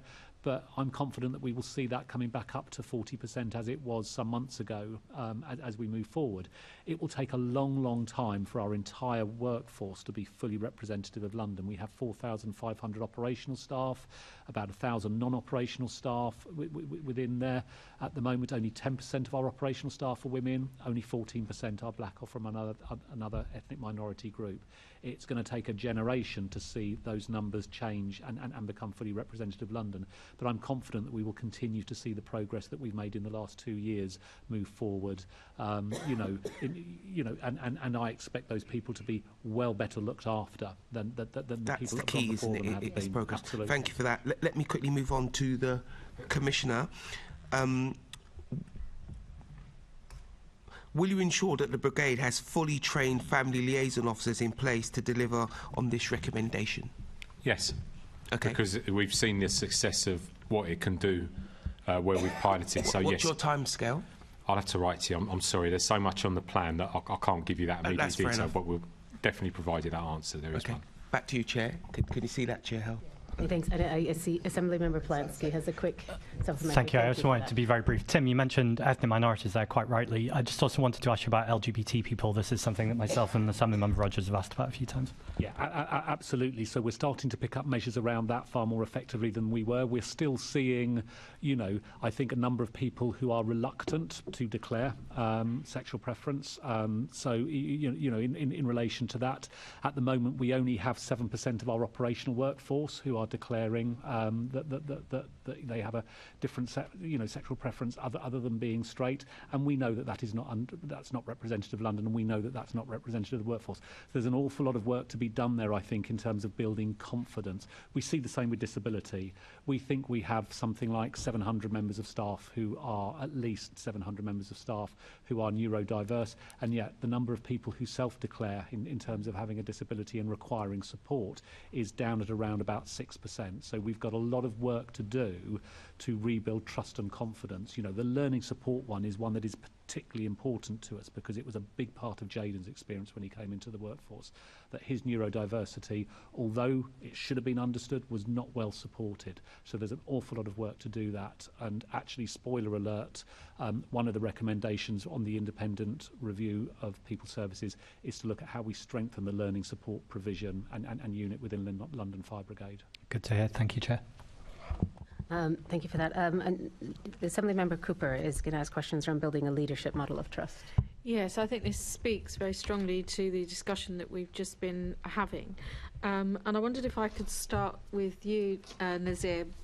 It was one of the things that you identified in the review was the gap between the head office staff, or Union Street as it's often called for short, and the staff who are out in the stations who are members of the watches, and you recommended better integration between the head office staff and the operational staff. How do you think that could be best achieved? And I am going to come on and speak to Thank you very much, Member Cooper. It's white shirts, blue shirts. There's a hell of a lot of us and them, and the us changes, the them changes quite frequently within the organisation. And there's a sense of when I ask people, who do they belong to, I think they started belonging to their watch first, then they belong to their station, then they belong to their union, then they might belong to whatever part of the organisation they were in, and then eventually they get to, I'm a member of LFB. It's almost like the last thing in terms of their identity that they reference. So some real challenges there for leadership more generally, I think. I mean, the simplistic thing that we suggested, it's quite simple really, is that it's entirely up to LFB about this, but when the lease expires in 2027, do you really need Union Street? You seem to have a lot of space, allegedly, in the fire brigades around the area. Perhaps you could move your staff closer to the operational side of things, and that breaks down some of the us and them. It means that people feel a greater sense of belonging to the larger organisation rather than just the little tiny bit that they're part of. So there are some structural things that can happen. I know the Commissioner has been extraordinarily visible in the last year or so. Others need to do the same. Get out there. London's enormous. 103 stations, 412 watches. A lot of places to go, but there's no substitute, to be honest, to just doing it. And so I think that's how you break down the barriers when people get to see you. Often they would say the only time we see a white shirt is when something's gone wrong. And that surely shouldn't be the right approach. They should see them as being one team. I mean, one thing that I found also on visiting stations is that those managers who have an open door policy seem to be much more integrated with their staff, and I think it's that thing about the no barrier between blue shirt, white shirt, or managers with open doors. I wondered actually if I could now turn to the FBU and just to say, do you support the recommendation for better integration of the senior officers with operational teams, and what would you think about there being no future for a new HQ similar to Union Street? How would that operate? Do you think that would be a good thing? Thank you. I think it would be good to get rid of the white shirt, blue shirt. element. I believe that's happening. I think we're going to go towards everyone wearing the same. I think that will go a long way. I think, yes, Union Street's costs an awful lot of money. It's not the LFB, but the ability to move to some fire stations should be looked at, and to utilise some of them. But not all London fire stations have got the relevant and the amount of space that's needed. But I think it would be a good way to start. Okay, that's quite a lot of agreement there between Nazir and the FBU there. Thank you for that. If I could come to, sorry? Well, I'm just coming on to asking some questions to either Andy or Fiona or Tim, and if you want to pick up on the questions I was just mentioning. But I'll start with you, Andy, if I may. What action have you taken to date to ensure that senior leaders are seen to work alongside the operational and also the control staff? Obviously, I'm very fond of control because that's in my constituency. So the good news is that we're in agreement with the FBU and Nazir as well. So I think when the lease expires in 2027, we will look to put... There has to be some form of headquarters because we do need central coordinating teams, just to be clear about that. And it's also an important part of one of the largest fire and rescue services in the world's identity, to have a central point of focus where people can come and that identity is driven from. So I'm not ruling out headquarters. I just think we need to run it on our estate on the basis of efficiency and consistency with our own identity. And we've got some plans in that regard. We've looked at it in a detailed way, and that offers both financial efficiency, but also, I think, speaks to the point that Nazir has made and colleagues from the FBU have agreed with. The second part to say is that we are mandating senior leaders to get out into the workplace. It's called Back to the Floor. It will become a mandatory part of their work routine to spend a regular amount of time not only with the teams they lead, but also the teams that either support them or in other areas of the business, so they can understand. To support that further, and this is for every part of the organisation, Gareth is right. Some places there is a challenge around available space, but wherever we've got space, we now have well-developed plans, actually had for some time, and there was poor uptake, for shared workspaces between particularly support teams and frontline firefighters.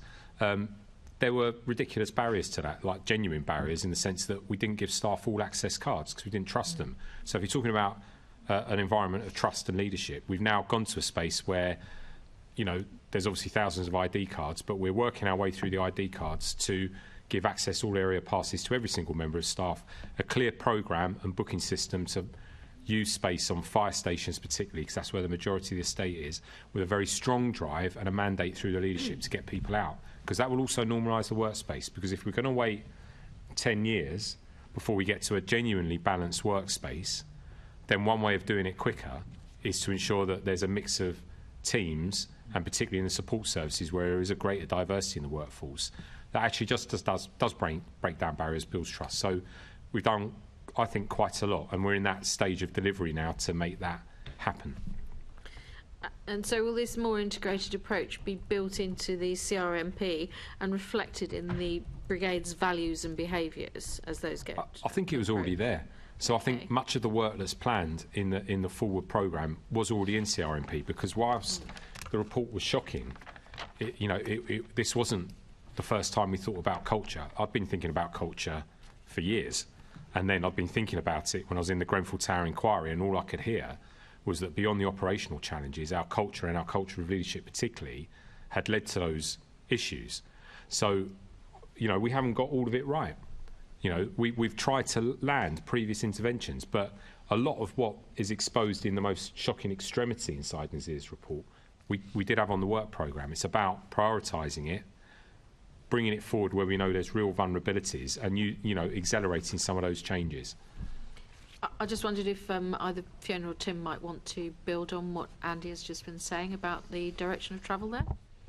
I've been thinking about this a bit as people have been commenting, and I think that some of the proposals around sort of not having different colour shirts would be really symbolic and send out a very strong message, but it would need to not be tokenistic. So there's no point everybody wearing the same colour shirt, but then you've still got a divide between rank. And there's no point everybody wearing the same colour shirt who's operational, but then you've got a divide psychologically between the operational staff and the FRS staff. So it can't. Symbol's important, but actually driving through change takes more than changing the shirt colour. And I think we know that there are so many different places where people work, and I think Nazir summed it up very succinctly by saying people associate with the people they work with on a day-to-day basis. That is their London Fire Brigade. And it's also, we've got to be honest about it, it's how we all associate ourselves with the area we live before you sort of build it up to the city we share. So it's got to be more than tokenistic, but some of these things can send a really strong message out.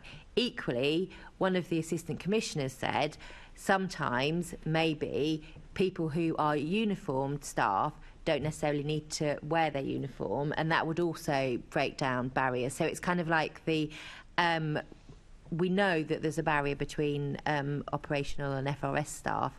Actually, that isn't necessarily the case in all fire services, as Ali Hay, who's the independent operational advisor, has made it clear to me in conversations with me, that divide is much more notable in London than it is in some other fire and rescue services. So I think that there's things we assume are the same across the sector that aren't. It's not necessarily the case. But you've got the scale in London. You've got so many members of staff compared to other areas that it's going to take more effort in some ways to sort of break down some of these barriers. Thanks. I mean, I think that it's really good to hear that Gareth is, coming from that perspective as well as the LFC hierarchy, if you like. And obviously, Nazir, thank you very much for producing the report. Much to do to get people to understand those multiple layers of what they identify with, and they can't just identify with their local watch. Thank you, Chair. Thank you. Assemblymember Rogers. Thank you, Chair. A question for Andy. You're quite rightly trying to improve the model of leadership in the London Fire Brigade.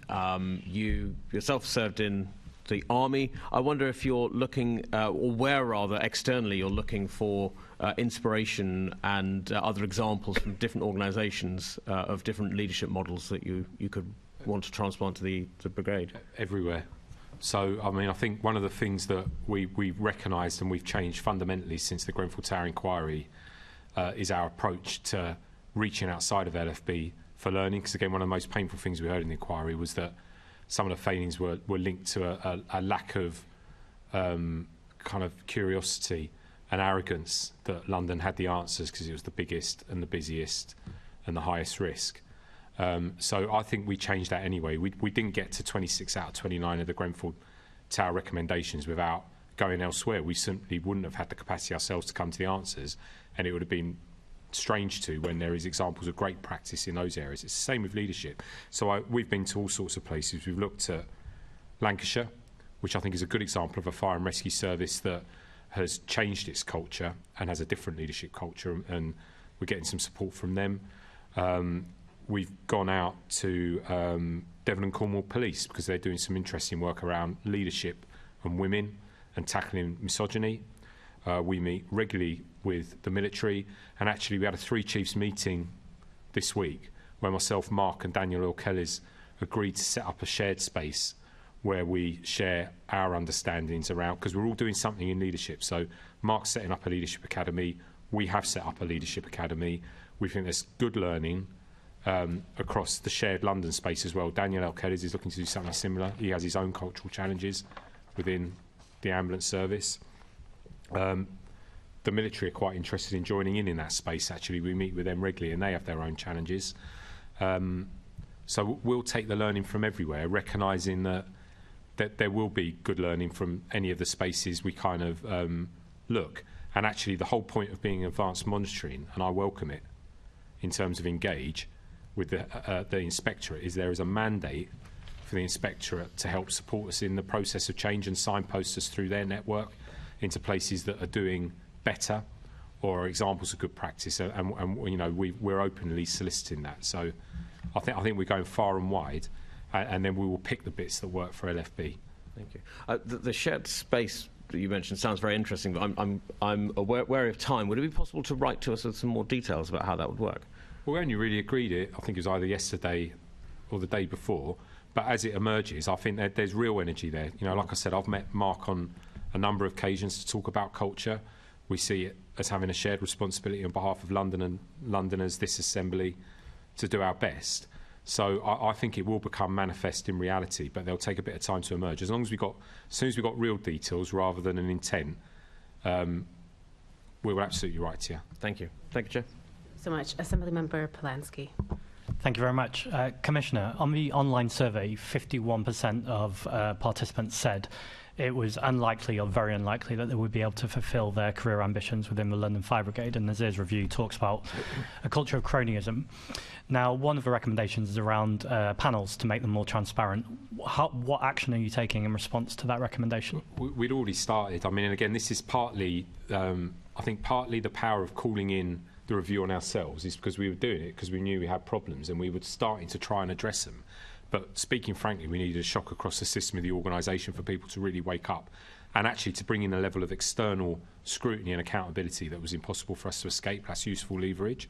But in terms of having started it, we'd already taken that approach across senior appointments for at least 6 months leading up to, and we'd had quite a churn. So we had external panels, community panels as part of the process, independently chaired panels, stakeholder panels. So it was like a three-stage process, independently chaired, stakeholders, so effectively the people you were going to lead interviewed you as well. So we put our deputy commissioners, John and Dom, into a watch, and part of the process was that the watch asked them questions, and we did the same in terms of community representation. We learnt some good lessons. We've expanded that now across the other levels, and it will differ slightly at each level, and it will take time to work through, but we think that's the way to do it, to make the process both more transparent, fairer, and build confidence. That will also include a more robust approach to declaration of interest. So we've talked about Freemasonry. It's not just Freemasonry, it's actually, have you always worked with that person? Do you socialise with them outside? Do you have a shared financial interest? There's lots and lots of things that can impact promotion when you're in an organisation where people build very strong relationships, and rightly so, because of the extremity of their shared experience and the tight teams they've worked on. We're alive to that, because I think those accusations certainly historically have been real. So we will be taking all the measures we can to kind of break that down, because that's been a particularly painful failure over many years. Can I push you on that in terms of being alive to it? Is there going to actually be a process then there where staff have to declare membership of other organisations? Yes. Excellent, good to hear. Can I just check with Gareth? From a Fire Brigade union point of view, would your members be happy to declare interest, and is that a process that you welcome? I don't know whether my members would be happy, but it's something that I would support. I'll take that. Sorry, Gareth, continue. I just said, yeah, personally, I would support that, yes. Yeah, Okay. absolutely. Thank you. Nazir, if I can turn to you. I asked Tim before about LGBT firefighters and also people with disability. It strikes me that part of the problem here is disability, because, to be fair, with all the goodwill in the world, it might be that someone who's LGBT doesn't want to declare, or someone has a hidden disability that they don't want to put on a form. What are the challenges to data with this, and how can the Fire Brigade overcome some of these challenges? Ask for help. It's as simple as that. There are great people who work in the fire service, but there are, as you will know, people outside who work in this field day in, day out, who have enormous experience. I think it answers the question you asked, Nick, about getting what's the best practice in this world. Don't expect you have the answers yourself. So we talked about the amount of neurodiversity in the organisation. Extraordinary amount. I hadn't appreciated it myself. Similarly, the amount of untreated PTSD. Extraordinary amount, and obviously very dangerous. And so go and get help from somewhere else, some experts in this field to assist you, and I'm sure that's what they're going to be doing. Thank you. Thanks, Chair. Assemblymember Bakari, did you have a supplementary? Just a quick one. Very quickly, the Leadership Academy that you mentioned, does that involve mentoring? Yeah, we're just at the moment it's been around setting up our leadership development programs because, as the Commissioner has said, I think on multiple times, you know, the absence of leadership training as opposed to technical operational training and incident command training has always been something that both he and I have been, let's say, rather agitated by, and we've got that going. Now we're looking at, through the Leadership Academy, a proper approach to mentoring and coaching at all levels within the organisation. That's the next phase, kind of alongside the formal development programmes that we're running both internally and with the Windsor Leadership Trust for some of our senior leaders. And the team are currently pulling together some proposals around that. So I'm really excited about that, and I think we'll be ready to launch those come the summer. And that will be really important for some target development interventions. Specifically that we've got as on well. ethnic minorities and women?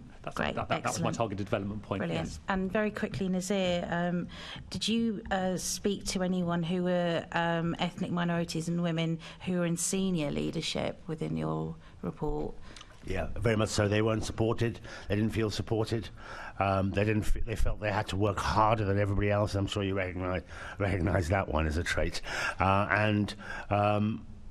You know, I think the reality is that you can't just simply expect it to happen by chance. Okay. You've got to have a strategy in place to be able to support and assist people, and I'm hopeful that that's what will happen from now on. One very last question.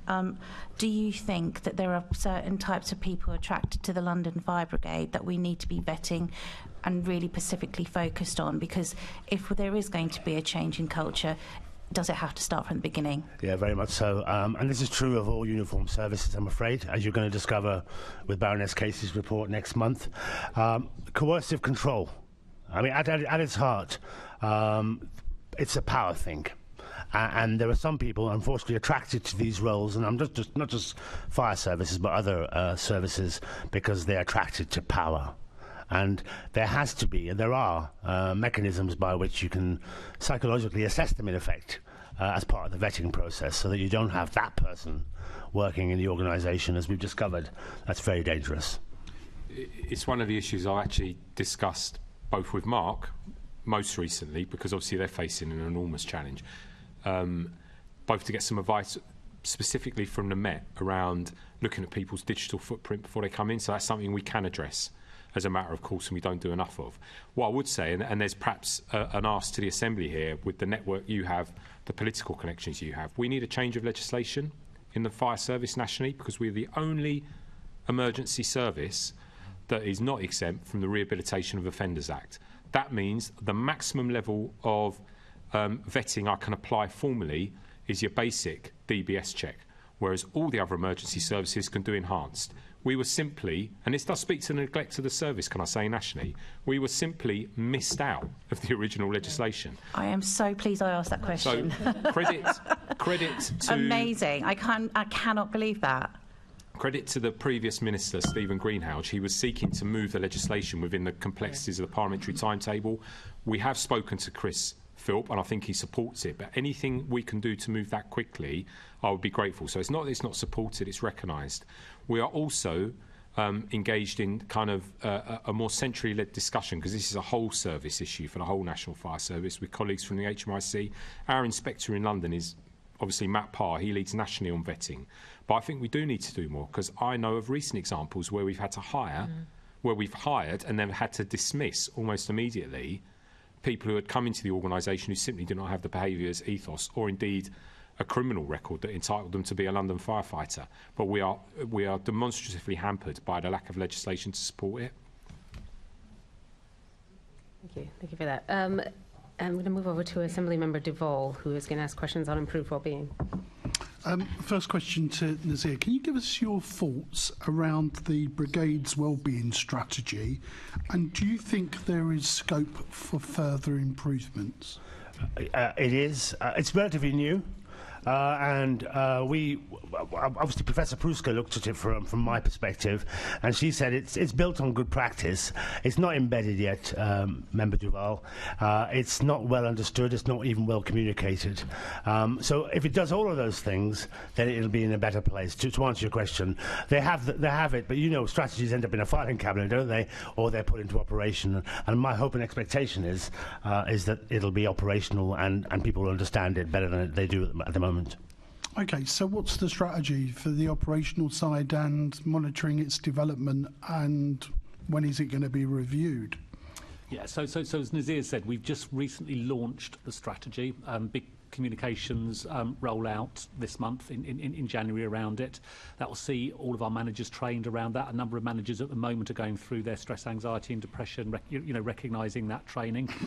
As Nazir said, it's built on best practice. It's looking at psychological well-being, it's looking at physical well-being, it's looking at workplace well-being, and there's a lot of interventions that we've built into there, whether that's mental health first aiders in the workplace, of which we have 131 so far, but there's a plan to make sure that we've got a mental health first aider on every watch, all the way through to our well-being dogs, and having well-being dogs active on stations. Looking at our occupational health provision and making sure that as we go out to re-tender for an occupational health provider, they do everything that we need to do in terms of the safety and well-being of our workforce going forward, but not neglecting the physical side of the work as well, and in particular fitness testing and making sure that people are able to maintain a level of physical fitness in order for them to do their job. And obviously there's the growing challenge and issue and risk that the Commissioner's already cited around contaminants and what we will do with that going forward. And I know the FBU have been very strong, recently around that. We've met with the FBU on this a number of times, and we are absolutely committed to working in partnership with them on understanding contaminants more and doing everything that we can do, to protect our staff in that area. We have a sick absence issue, though. We have a well-being issue within the workforce, and we're not unique in that. Many organisations have seen sick absence levels, particularly levels of stress, anxiety and depression post the COVID pandemic, reach levels that they weren't before that, and we struggle with that as well. We have 105 members of staff off sick as I sit here today with stress, anxiety and depression. About 80% of those are operational members of staff, 20% of those are from non-operational members of staff. We have a very good counselling and trauma service, but it is very stretched, and that doesn't work for everybody.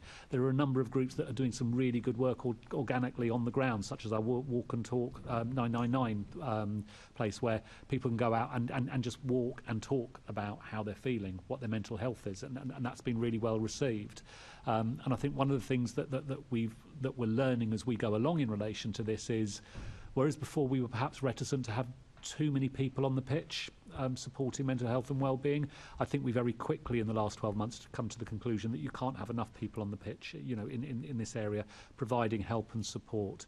We have a number of well-being recommendations that have come out of the culture review that Nazir gave us, and again, as Nazir has already said, there's help out there, bring it in, and that's what we'll be looking to do, and we'll be looking to bring some help in to help us work through some of this, whether it is the untreated PTSD, whether it's understanding suicide more effectively in the workforce, whether it's understanding what are the causes for stress, anxiety and depression amongst our non-operational workforce in particular, how much of that is work related and related to undoable jobs, large number of vacancies. So all of that I think we still need to understand, and the strategy is helping us to do it. Okay, so one of the key aspects of getting this change is about training, and a lot's been mentioned today during this session. So in particular, there seems to be a focus around middle management. How are we ensuring that's the right training that you're about to embark on in terms of the organisation to achieve what you really want, is a change in attitudinal and cultural behaviours, but practical actions that go along with it? It's the whole thing, isn't it? So it's both reviewing the training itself and building a systemic approach to secular review of it, and really judging it on the basis of outcomes that aren't immediately aligned to it. So, I think that speaks to probably questions that will come later, but we've got to measure the change, not least because I need to go back to the inspectorate, and they've kind of validated the way we think we're going to measure it, to demonstrate progress, because this is quite existential, isn't it? So you've got to look across the piece. It's everything from going back to the workforce and saying, You know, if 2,000 people wrote this report, which they basically did, we are going to have to go back to at least that number to say, well, are you being led better now? How is your experience of how you're being led? It's the end user, isn't it? Actually, leadership training sits at every level. We've had 1,600 people through leadership training because, again, although Nazir had started in November 21, we knew what some of the basic problems were, even if we didn't know the full detail or extent. So we set up the biggest leadership programme LFB had seen in decades. We've had 1,600 people through that. And the vast majority of that 1,600 are whole teams, people at a watch level. We're kicking the tyres on it. We're going back to them for feedback. The sort of measures we're looking at, well, we built an HR dashboard where we actually, one of the things Nazir reflected on, and Jenny Sinnott has as well, and I know in the kind of informal meeting we had, that we got a massive data. We actually gather a lot of evidence around what's working, what's not, but it wasn't coherent or understood in one place. So it's now all in one place, in one system, and we're hotspotting. So we're looking, and actually that's been very interesting because you start to see where there's been a generational issue passed down through generations of leaders and teams in some spaces. So we're looking at data, qualitative return on pulse surveys with sectional groups and with the whole workforce. So we'll judge the impact of the leadership training along with how we think we're shifting the culture.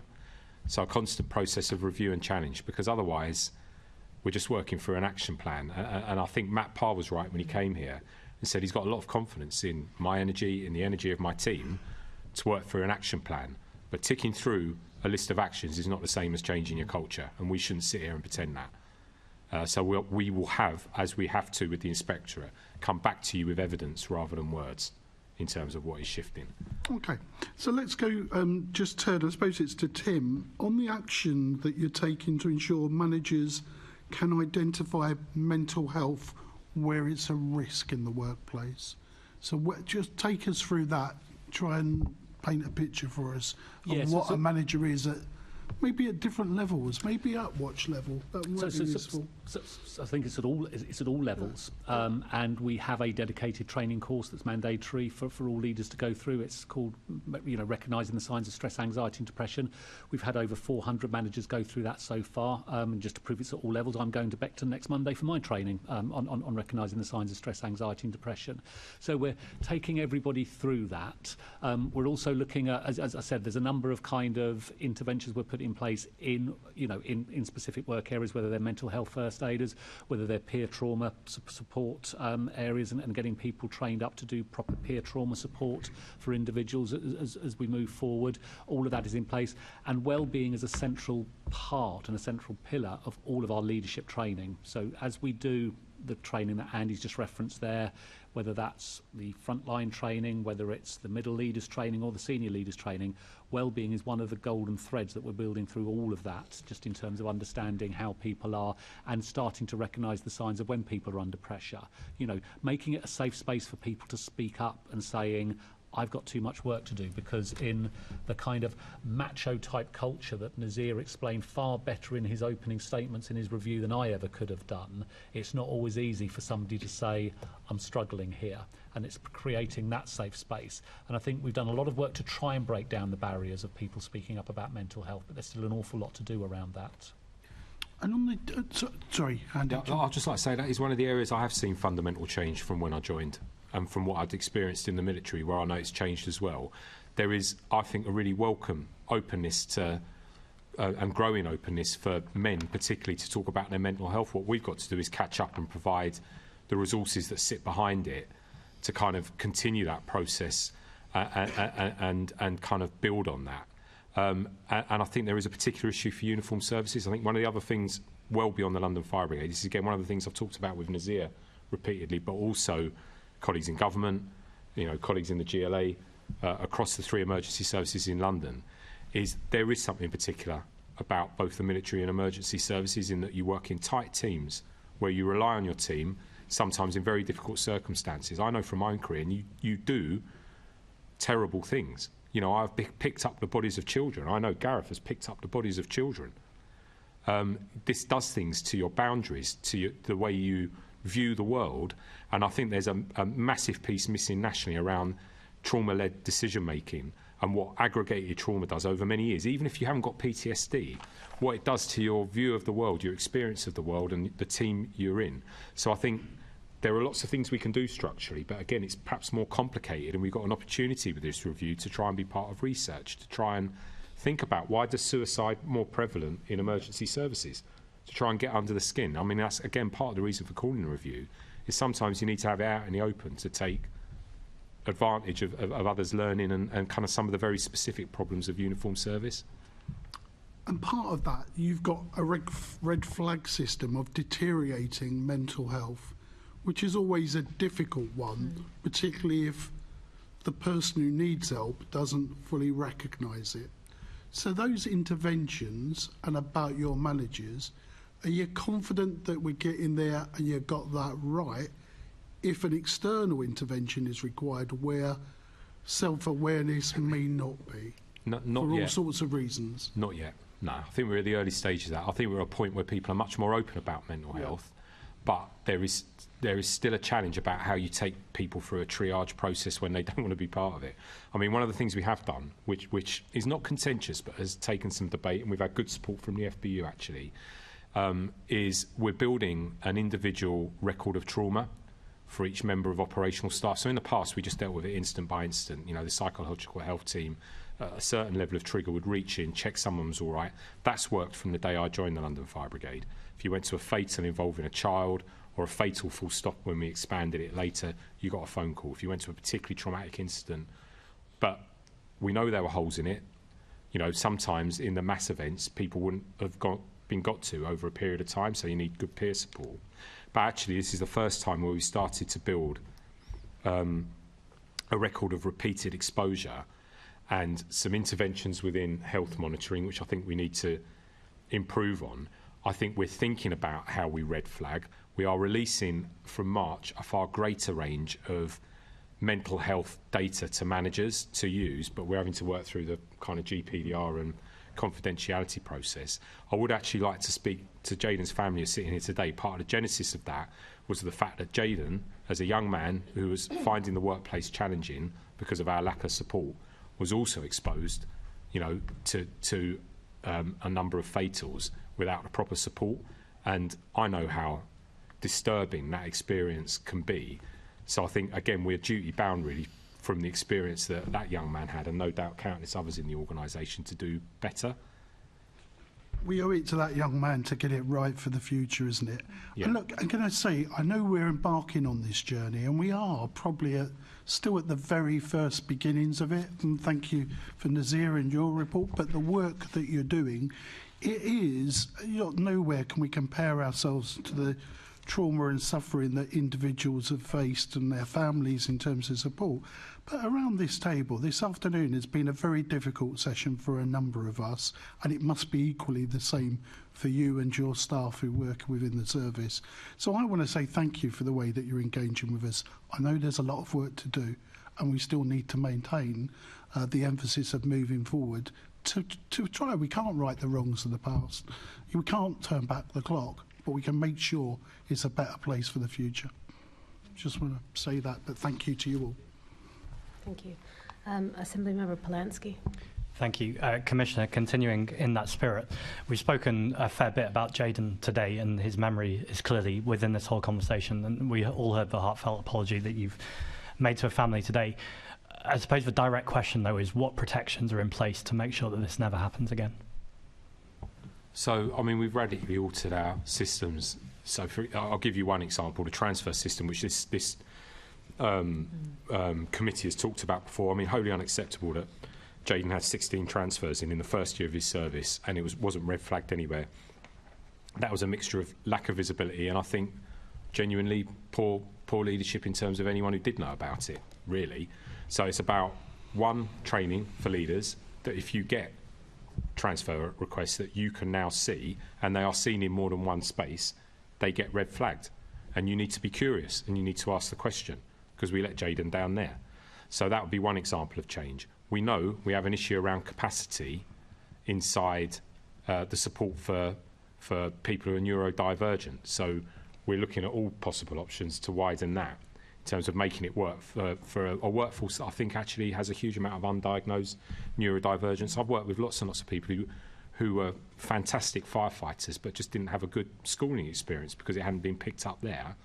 And we're a bit like the army in that we bring people in at base level operationally without need for formal qualifications. You have to demonstrate sort of GCSE level maths and English, but in a way that doesn't always highlight actually what can be quite profound neurodivergency.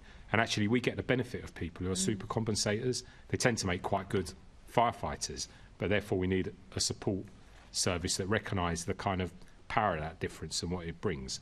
So we know we've got to do that. I think everything we're doing really is about reducing vulnerability. You know, we've made absolutely fundamental changes to the way FFD is supported. We have a dedicated team that all they do now is they look after our trainees, and we don't just dump them on a fire station like I was, 20 plus years ago. We track them now and we go back to them to ask them how they're doing. There is a set of triggered interventions where we go back. So I think we've changed layers of systems, but we will, it's not lost on me. Linda has provided a continual and dignified challenge to the London Fire Brigade from the day she sat in front of me following the death of her son. I know that we will need to continue to demonstrate their work. And it's not enough just to say I've done the change. We will need to see that actually we're not getting complaints from trainees. They are well received. Yeah, I mean, I think if I could just add on to that. So,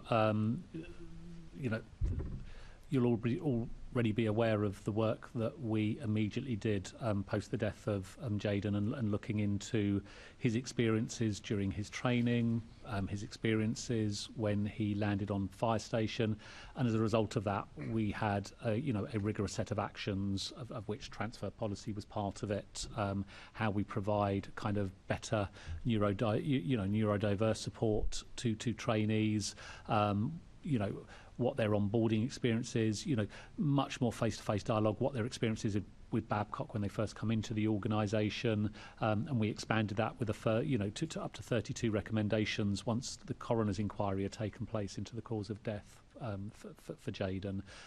We've done all that. Does that mean that Jayden, that we won't repeat that? It is something that I will be restless every day I work with in London Fire Brigade, because I don't think we can assume that 32 recommendations will necessarily completely, neutralise, the risk in relation to that. I was very heartened to see just this week, I won't name the fire station or where it was, but a particular case where we'd picked up trainee welfare much earlier in the piece and there was a proper case conference around it. That should have happened for Jayden. It didn't. It happened this time, and we've got a good way forward with the individual. There are countless other examples where I know that firefighters in development have been supported in a way that they wouldn't have done previously, and we owe it to Jayden and his legacy to make sure that continues for every trainee firefighter that we have coming through the organisation. And I know myself and the Commissioner and the Deputy Mayor will be restless about that every single day. We will not let that go.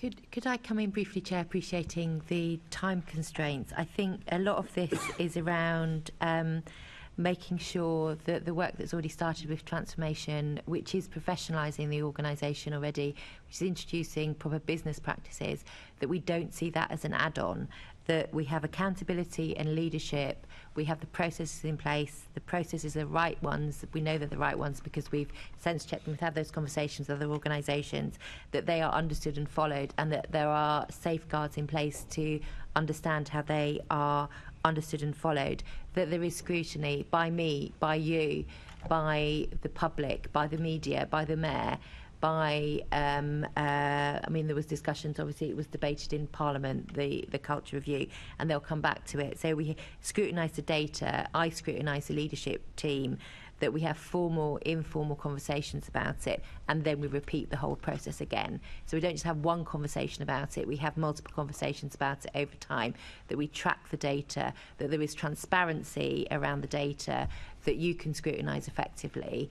And I can't emphasise enough how much I think that some of this is a process failure and a governance process. You can have stated words and ambitions about culture, but unless you've got those processes and practices to drive it through, we need those to make sure that things are better in the future. And I think Assembly Member Val summed it up about sort of leaving things in a better state than you found them. And unfortunately, as the reports demonstrated, it's been a pretty dire state of affairs, worse than we had imagined. But it's that process part and driving that process through and taking all the help, whether that's from the HMI through the engaged process, whether that's from links through yourselves, whether that's through the trade union, picking up and making sure that where they find things that aren't right, they continue to raise it with us. But I think that it's that process and making sure that's driven through everything we do. Thank you. Picking that up in terms of process, Commissioner, there's the other effect of this, of course, is when a colleague takes their life, is the effect this has on other colleagues in the fire station, and one of the recommendations highlights this. What work's being done to support colleagues? Well, we actually had done quite a lot of work in this space because, sadly, Jaden wasn't the first colleague to take their own life. There was particularly disturbing underpinning aspects to Jaden's decision, which obviously showed that his experience at work was the primary cause of why he'd come to that decision. Linda and the family were really clear in that, and I agree with them. But we had a number of suicides previously. There is a higher rate of suicide in the emergency services generally. So we had started work. We had new guidance about how we support a watch, how we support colleagues. That was based on external best practice. That is being revised and reviewed and strengthened again, and it is built into the training that colleagues are receiving at every level of leadership. We are seeking to engage in a piece of research, and we're doing the early part of that. Tim might speak in more detail. We're looking for a research partner to do a deeper look with support perhaps of people in policing or the other emergency services. How do we help mitigate this? In respect of your first question, though, and this one, I think where you get your biggest effect, though, is in the quality of your supervisory leaders. Who leads your team at whatever level you are, whether it's the commissioner leading a team of directors or whether it's leading firefighter Smith leading a watch, in terms of the administration of them. Because my experience, having been in a uniform service my whole working life, is the quality of my daily life, regardless of the failure of systems, was generally most impacted by the leadership of the people who ran my team, what they modelled, who they were, their personal interest. Because we haven't invested in that level of supervisory management properly, I would say for 2 decades, I was one of the last people to go through the full leadership training package as a leading firefighter, 8 weeks, really challenging, down at the college, doing a residential where your behaviours were examined and your accountabilities were very clearly explained to you. We have to return to that model of investment, because the truth is, it's the person who's immediately available to you, who can talk to you, who is either treating you properly or isn't, that really defines your fortunes in a team as much as process. So the Deputy Mayor is absolutely right. There's no excuse for some of the failures of process, but the really important thing, and I think colleagues in the military who I've spoken to, and Mark certainly, think that if you could only pick one thing to concentrate on, you would pick on your supervisory leadership and the investment in it, because from that all else follows. Tim, I don't know if you want to come in there, if you want to write to us with any extra information. No, I mean, I think the Commissioner referenced it there in terms of getting a partner in to help, understand some of this stuff. I think it's, at the moment we're still scoping the work out. I think once we've scoped it properly and then we're undertaking the work, we'll be able to report back fully on what that's starting to look like and what we're learning from it and what we're doing about it. Thank you. And Commissioner, finally, I'm aware of the slight naivety of this question, having never worn a uniform and been in an emergency situation, but the FRS shows a higher impact on anxiety, depression and stress. What work is being done to investigate the impacts of this and why that's happening?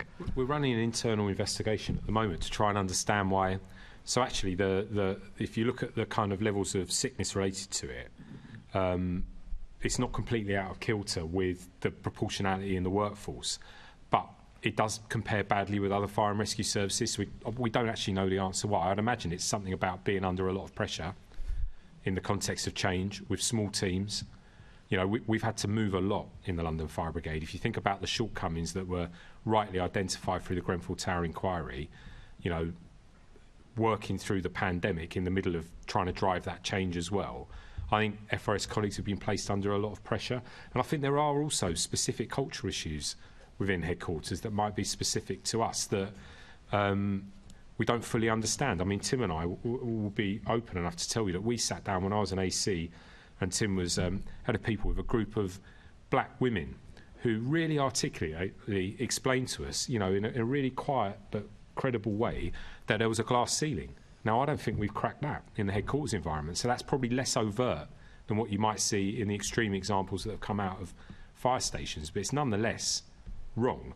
So I think we're really going to try and understand why, where there's perhaps more hidden inequality or a quieter sense of kind of disengagement or poor behaviours that then underpin levels of stress. Yeah, I think, you know, of our stress, anxiety and depression challenges, as I said, there is, you know, the vast majority still are operational staff. We mustn't lose sight of that. But you know, we have around about 20 members of FRS staff who are off with stress, anxiety and depression. That's about 50% of all sick absence for that group.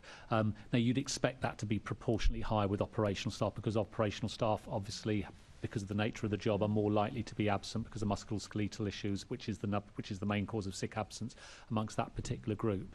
I think we are starting to get a better understanding of the FRS stress, anxiety and depression challenge. I think COVID had a specific challenge on that group and remote working compared with their operational counterparts, because operational counterparts were in work every day, you know, socialising, and FRS staff weren't, and we've never got back to that place. You know, even with a requirement to spend more time in the workplace, we've never got back there. Commissioner makes a really good point, I think, around career progression and development for FRS staff. If you're an operational member of staff, from day one when you come into this organisation, you have a very clear career pathway defined for you. And gosh, that's not perfect, and doesn't that create an awful lot of challenge and noise for us? We know, but it is there. If you're a non-operational staff, that is completely blurred. And I think this is one of the inherent kind of feelings of unfairness within that group compared to their operational counterparts, which starts to create this them and us, is because you have very clearly defined career pathways, we don't. And then because we don't, you then, as the Commissioner has described there, you build in all sorts of challenges and issues, not least of which is the fact that you're institutionally racist and institutionally misogynistic, you know, that creates all of these glass ceilings for us. And that just adds, I think, to a feeling of that group feeling really, really very unwanted and unloved by the organisation. But we probably need to get better research than the world, according to Tim, on some of that as well. Thank you, Commissioner. Yeah, I mean, and this is, again, we start getting to areas where one thing isn't separate from the other. So I know that we've got small teams of people who are just working with very outdated systems. I'm asking them to make really outdated systems work. For example, some of our HR systems are 20 years old. You know, it's a bit like women's facilities on fire stations. Why does it take to 2021 to... And you know, it's the issue of the Brigade not having proactively gone to seek that change. Perhaps having not been clear in the past that systems were becoming out of date. You know, because if you're being asked to deliver payroll on what is basically a 1980s manual system, you invariably are failing the customer. And they are going to place pressure back on you. It's not actually your fault. You're probably doing your best. But so we're setting them up to fail as well. So it's about the spread of investment required, which we do have good support for. You know, we're working through all of that. We're bringing in new HR system in the form of ITREP, which is well recognised, a different kind of process. But all these things add up, I think, to a feeling of not being valued, not being heard, not being recognised as being fundamentally important to what is the most significant part of our business, which is getting people safely onto the incident ground. You know, we need to do much better at drawing that line from a colleague in IT to the firefighter kind of stepping out the truck. Yeah, I think this is why Hannah's challenge was so good too, about unconscious bias that she chatted to Nazir about. Anyway, Chair, sorry, I'll leave it there. Thank you. I'm just noting on time, so we have about 20 minutes until some of our guests need to leave because they have a very important meeting to get to with Grenfell United. What I propose we do is... Parts of Section 7 have already been answered. So what I would propose we do is we write with the remaining questions on Section 7 and get as far as we can into HR. Is that, if that suits the committee? Yes. Okay, go ahead. Assembly Member Rogers. Thanks, Chair. Actually, Commissioner, you've led us very nicely to the next set of questions around HR services. You've appointed Dr. Jenny Simnett to do a review of people's services. I understand that she was due to put her options appraisal in December, I believe it was. Just wondering if you've received that, and can you share anything from that if you have? So she was due to report at the start of, at the end of January. That was the timescale. She's genuinely just done that on the last day. I think it came through in terms of the final version late yesterday. We haven't had time to work our way through. The conversations I've had with her, I've had 2 formal meetings with her, is that she's not going to pull any punches. And I think she's met with well over 120 people over the course of a month undertaking the review, so I'm expecting it to be fairly comprehensive. And they'll look at everything from system, process, leadership, structure, and will provide a series of kind of options for us to consider and then take forward. All I know is that we have to change the way we deliver HR. And what's the timescale around this? I mean, a timescale for the publication of her review, and then the timescale for any improvements you make following that. I think it depends on the options. So I'll genuinely need to consider the options we're presented, because it could be from one end of a spectrum of change to another, depending on what she finds. All I know is that I need to ensure it's delivered efficiently within the boundaries of kind of what we've got available financially. I think that's important, that we do it in a responsible way. And that it makes sense in terms of the outcomes we need. That's it. But we will, of course, write to the committee once that becomes clear where we're going to take recommendations forward. And I imagine it will be a mixture of short, like the overall plan, and longer-term activity. Tim, do you have anything to add on that? No, I think the Commissioner's summarised it. I think Dr Simnett's done an outstanding piece of work, in a short space of time to get around 120 people, I think 20 different kind of meetings. She's met a range of people from the Mayor's Chief of Staff and the Deputy Mayor all the way down to firefighters and going into fire watches to learn all of their experiences. So that's been the depth and breadth of the work that Dr Simnett has done. I deliberately appointed her with outside input from Gatenby Sanderson because she wouldn't sugarcoat anything. I don't need a report that is sugar-coated, in this area. And having worked with Dr Simnett for the last month, she will not sugarcoat that report.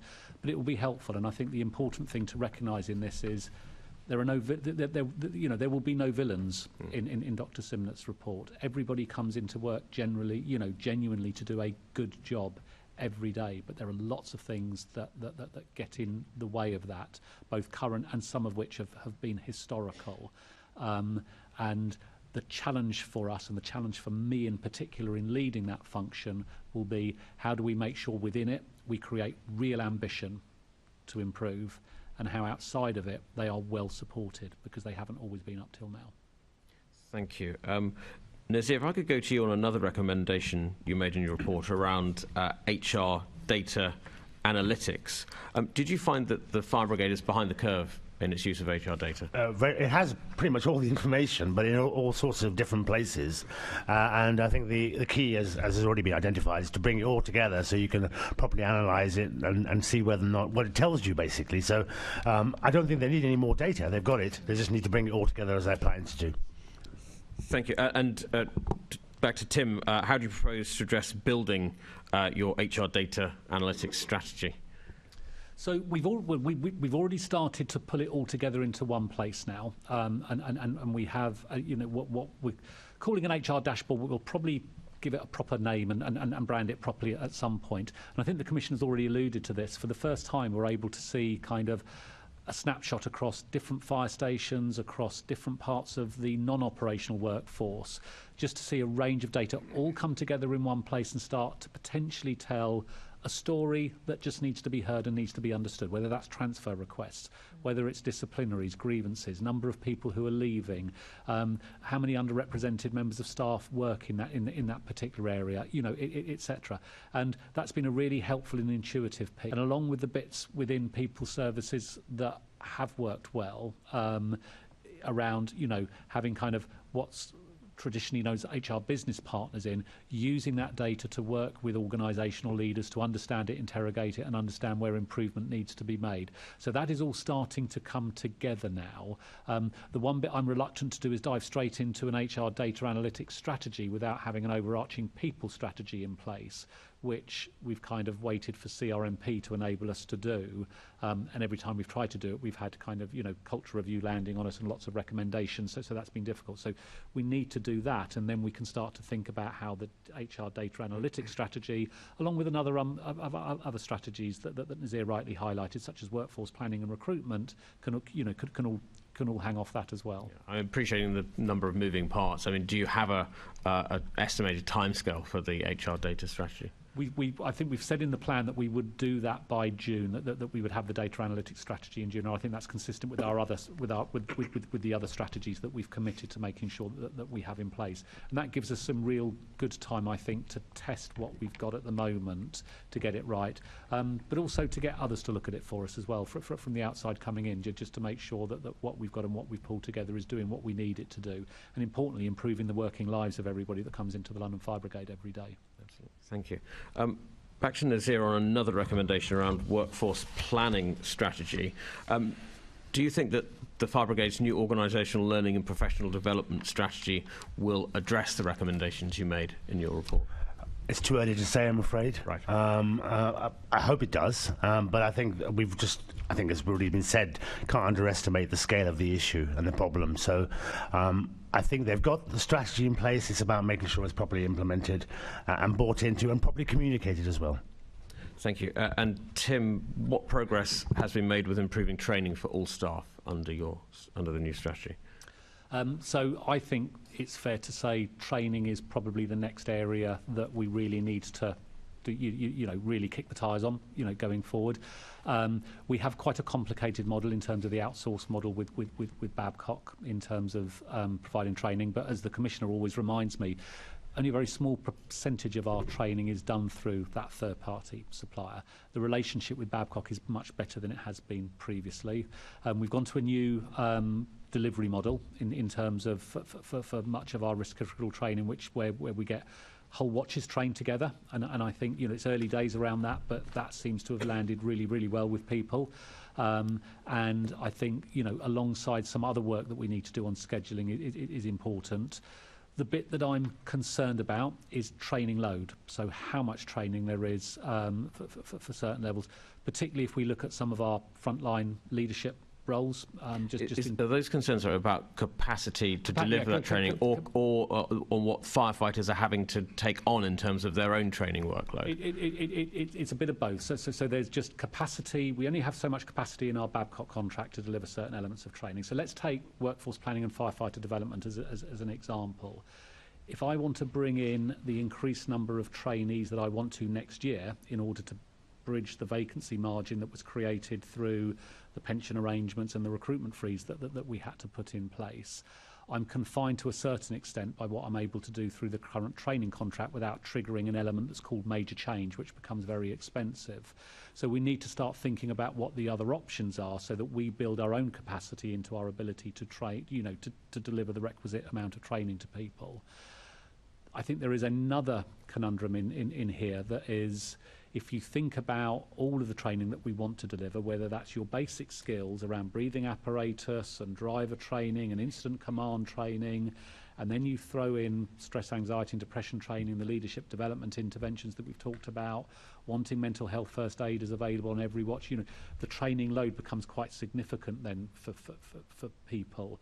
And we have got to be cognizant, I think, of not overloading individuals with so much training on so many initiatives and so many priorities that we've got that we don't then realise the benefits from them. And that's the piece of work that we're doing at the moment to understand that training load.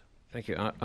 This question actually may be for you, Andy. I mean, I speak to firefighters, and they say that the training landscape that they have to navigate changed dramatically post Grenfell. I think a lot of those changes they felt were positive, but I wonder how much of this new work is about sort of shaking out the kinks of a lot of changes that were brought in post Grenfell, or am I sort of barking up the wrong tree there? No, I think you're being kind to us.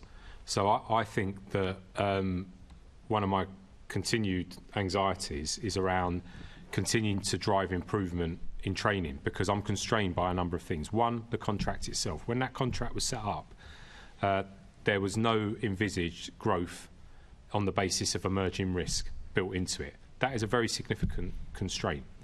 that I would not have allowed to be designed into a contract if I'd been in charge of the London Fire Brigade at the time.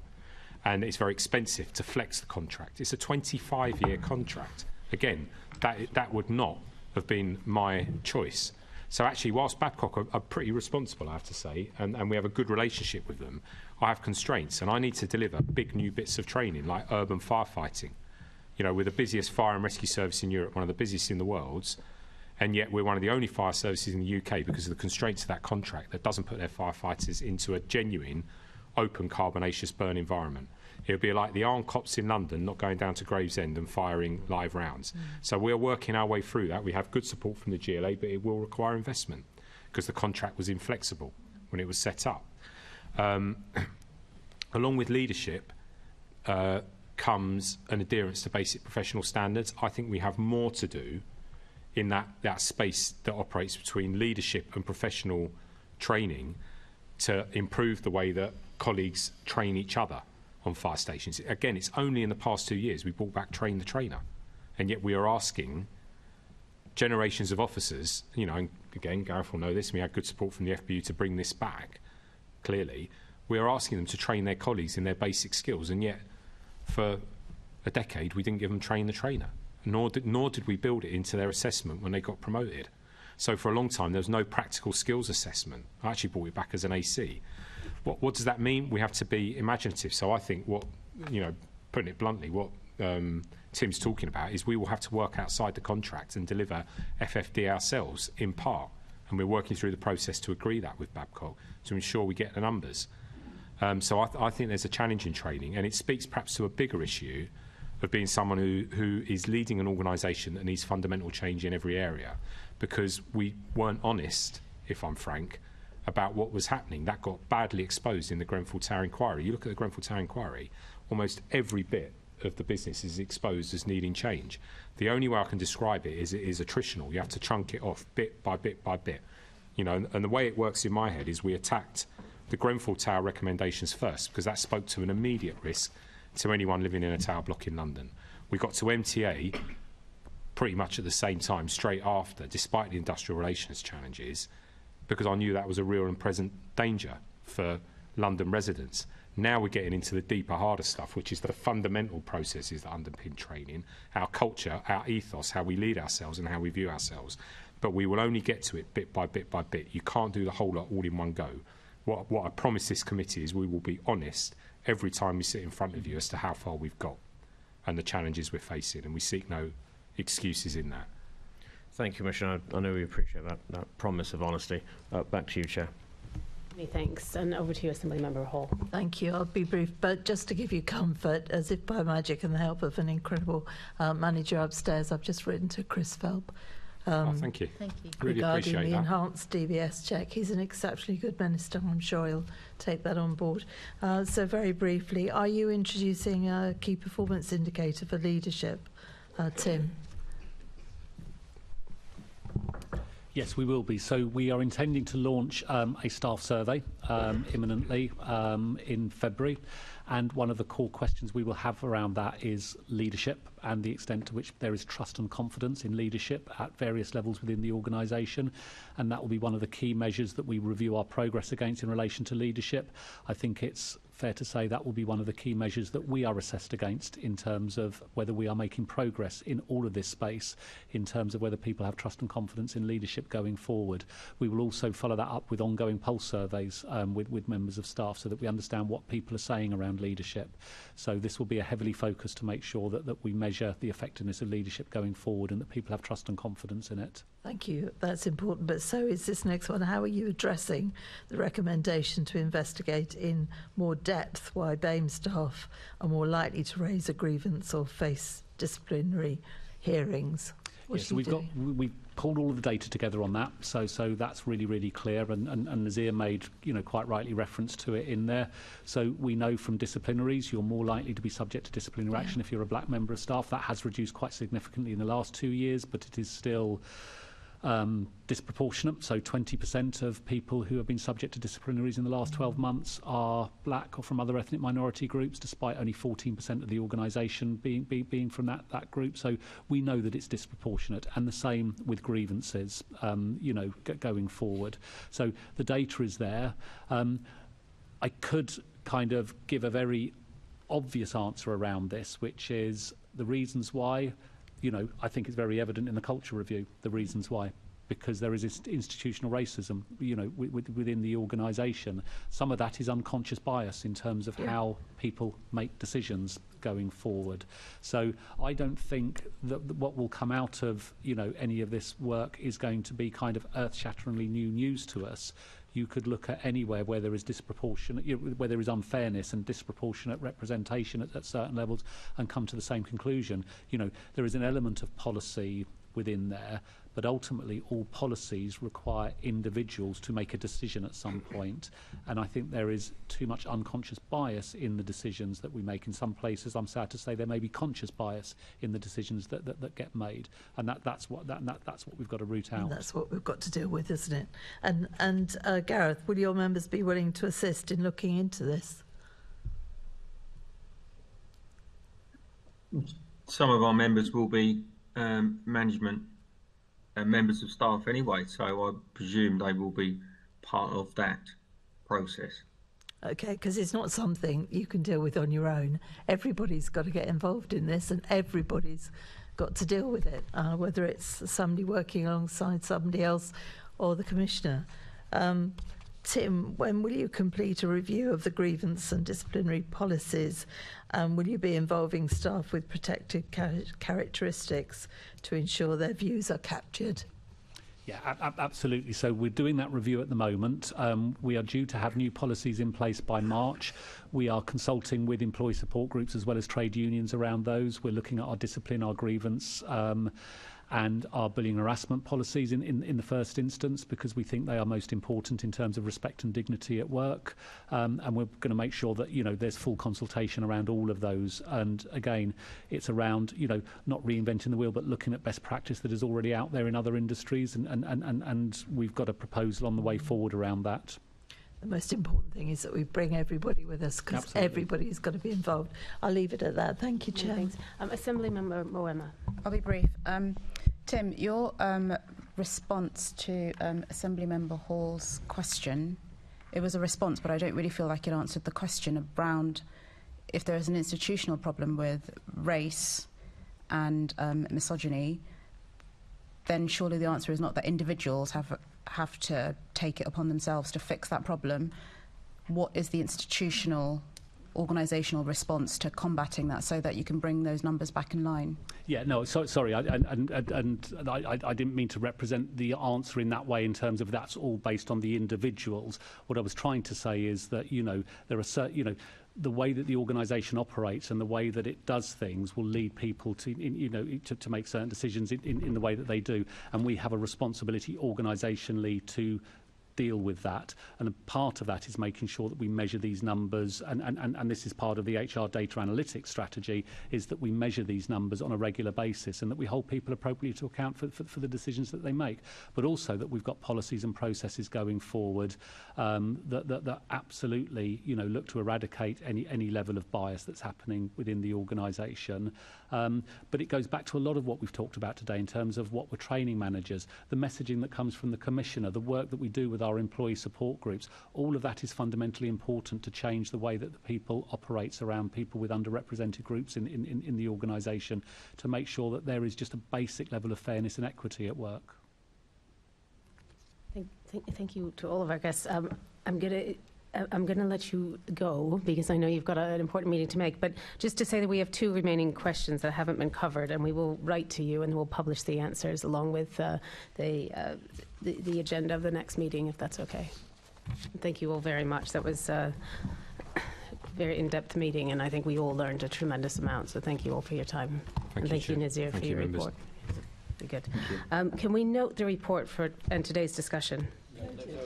And can we also delegate authority to me as chair in consultation with party group leads to agree any output from the discussion? And can the committee note its work program and the additional activity undertaken since its last meeting, namely the informal session with the London Fire Commissioner and the Independent Culture Review, and the site visit to the London Fire Brigade Control? The date of the next meeting of this committee is Tuesday, the 7th of March at 10 a.m. in the Chamber of City Hall. I have no other business. I now declare this meeting to be closed. Thank you.